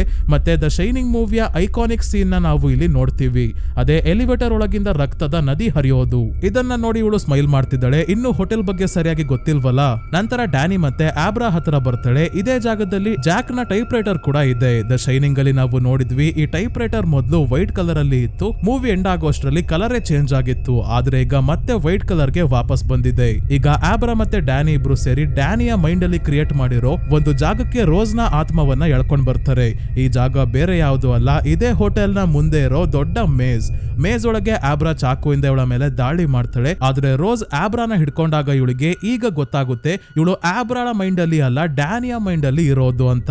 ಇನ್ನೇನು ಡ್ಯಾನಿ ತನ್ನ ಮೈಂಡ್ ಅಲ್ಲಿ ಕ್ರಿಯೇಟ್ ಮಾಡಿರೋ ದೊಡ್ಡ ಬಾಕ್ಸ್ ಒಳಗೆ ರೋಸ್ ನ ಲಾಕ್ ಮಾಡ್ದ ಅನ್ನೋ ಅಷ್ಟರಲ್ಲಿ ರೋಸ್ ತನ್ನ ಶಕ್ತಿಯನ್ನ ಬಳಸಿ ಡ್ಯಾನಿಯ ಮೈಂಡ್ ಇಂದ ಹೊರಗೆ ಬರ್ತಾಳೆ. ಈ ಪ್ಲಾನ್ ಫ್ಲಾಪ್ ಆಯ್ತಲ್ಲ ಅಂತ ಡ್ಯಾನಿ ಆಬ್ರಾಗೆ ಇಲ್ಲಿಂದ ತಪ್ಪಿಸ್ಕೊಳ್ಳೋಕೆ ಹೇಳಿ ಇವನೊಬ್ನೇ ರೋಸ್ ಜೊತೆ ಫೈಟ್ ಮಾಡೋಕೆ ನೋಡ್ತಾನೆ. ಆದ್ರೆ ರೋಸ್ ಇವನ ಹತ್ರ ಬಂದು ನೀನು ನನ್ ಜೊತೆ ಸೇರ್ಕೋ, ನಿನ್ನ ಆಯಸ್ಸು ಹೆಚ್ಚಾಗುತ್ತೆ, ಆಬ್ರಾ ಇಂದ ನಾವು ತುಂಬಾನೇ ವರ್ಷ ಬದುಕ್ಬೋದು ಅಂತೆಲ್ಲ ಹೇಳ್ತಾ ಮೆಟ್ಟಿಲುಗಳ ಮೇಲೆ ಹತ್ಕೊಂಡ್ ಬರ್ತಾ ಇದ್ದಾಳೆ.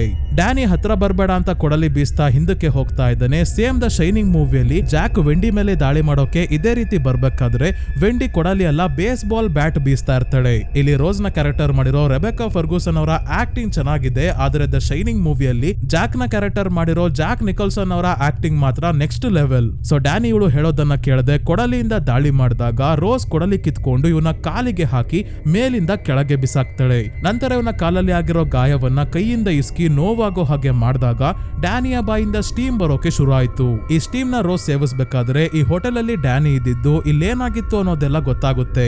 ಅಷ್ಟೇ ಅಲ್ಲ, ಇವನು ಓವರ್ ಲುಕ್ ಅಲ್ಲಿ ಇರೋ ಆತ್ಮಗಳನ್ನ ಬಾಕ್ಸ್ ಗಳಲ್ಲಿ ಬಂಧಿಸಿ ಇಟ್ಟಿದ್ನಲ್ಲ ಅದನ್ನ ರೋಸ್ ನೋಡಿ ಏನಿದೆ ಆ ಬಾಕ್ಸ್ ಗಳಲ್ಲಿ ಅಂತ ಅದರೊಳಗೆ ಖಜಾನೆ ಇದೆಯೇನೋ ಅನ್ನೋ ಹಾಗೆ ಆಡ್ತಿದ್ದಾಳೆ.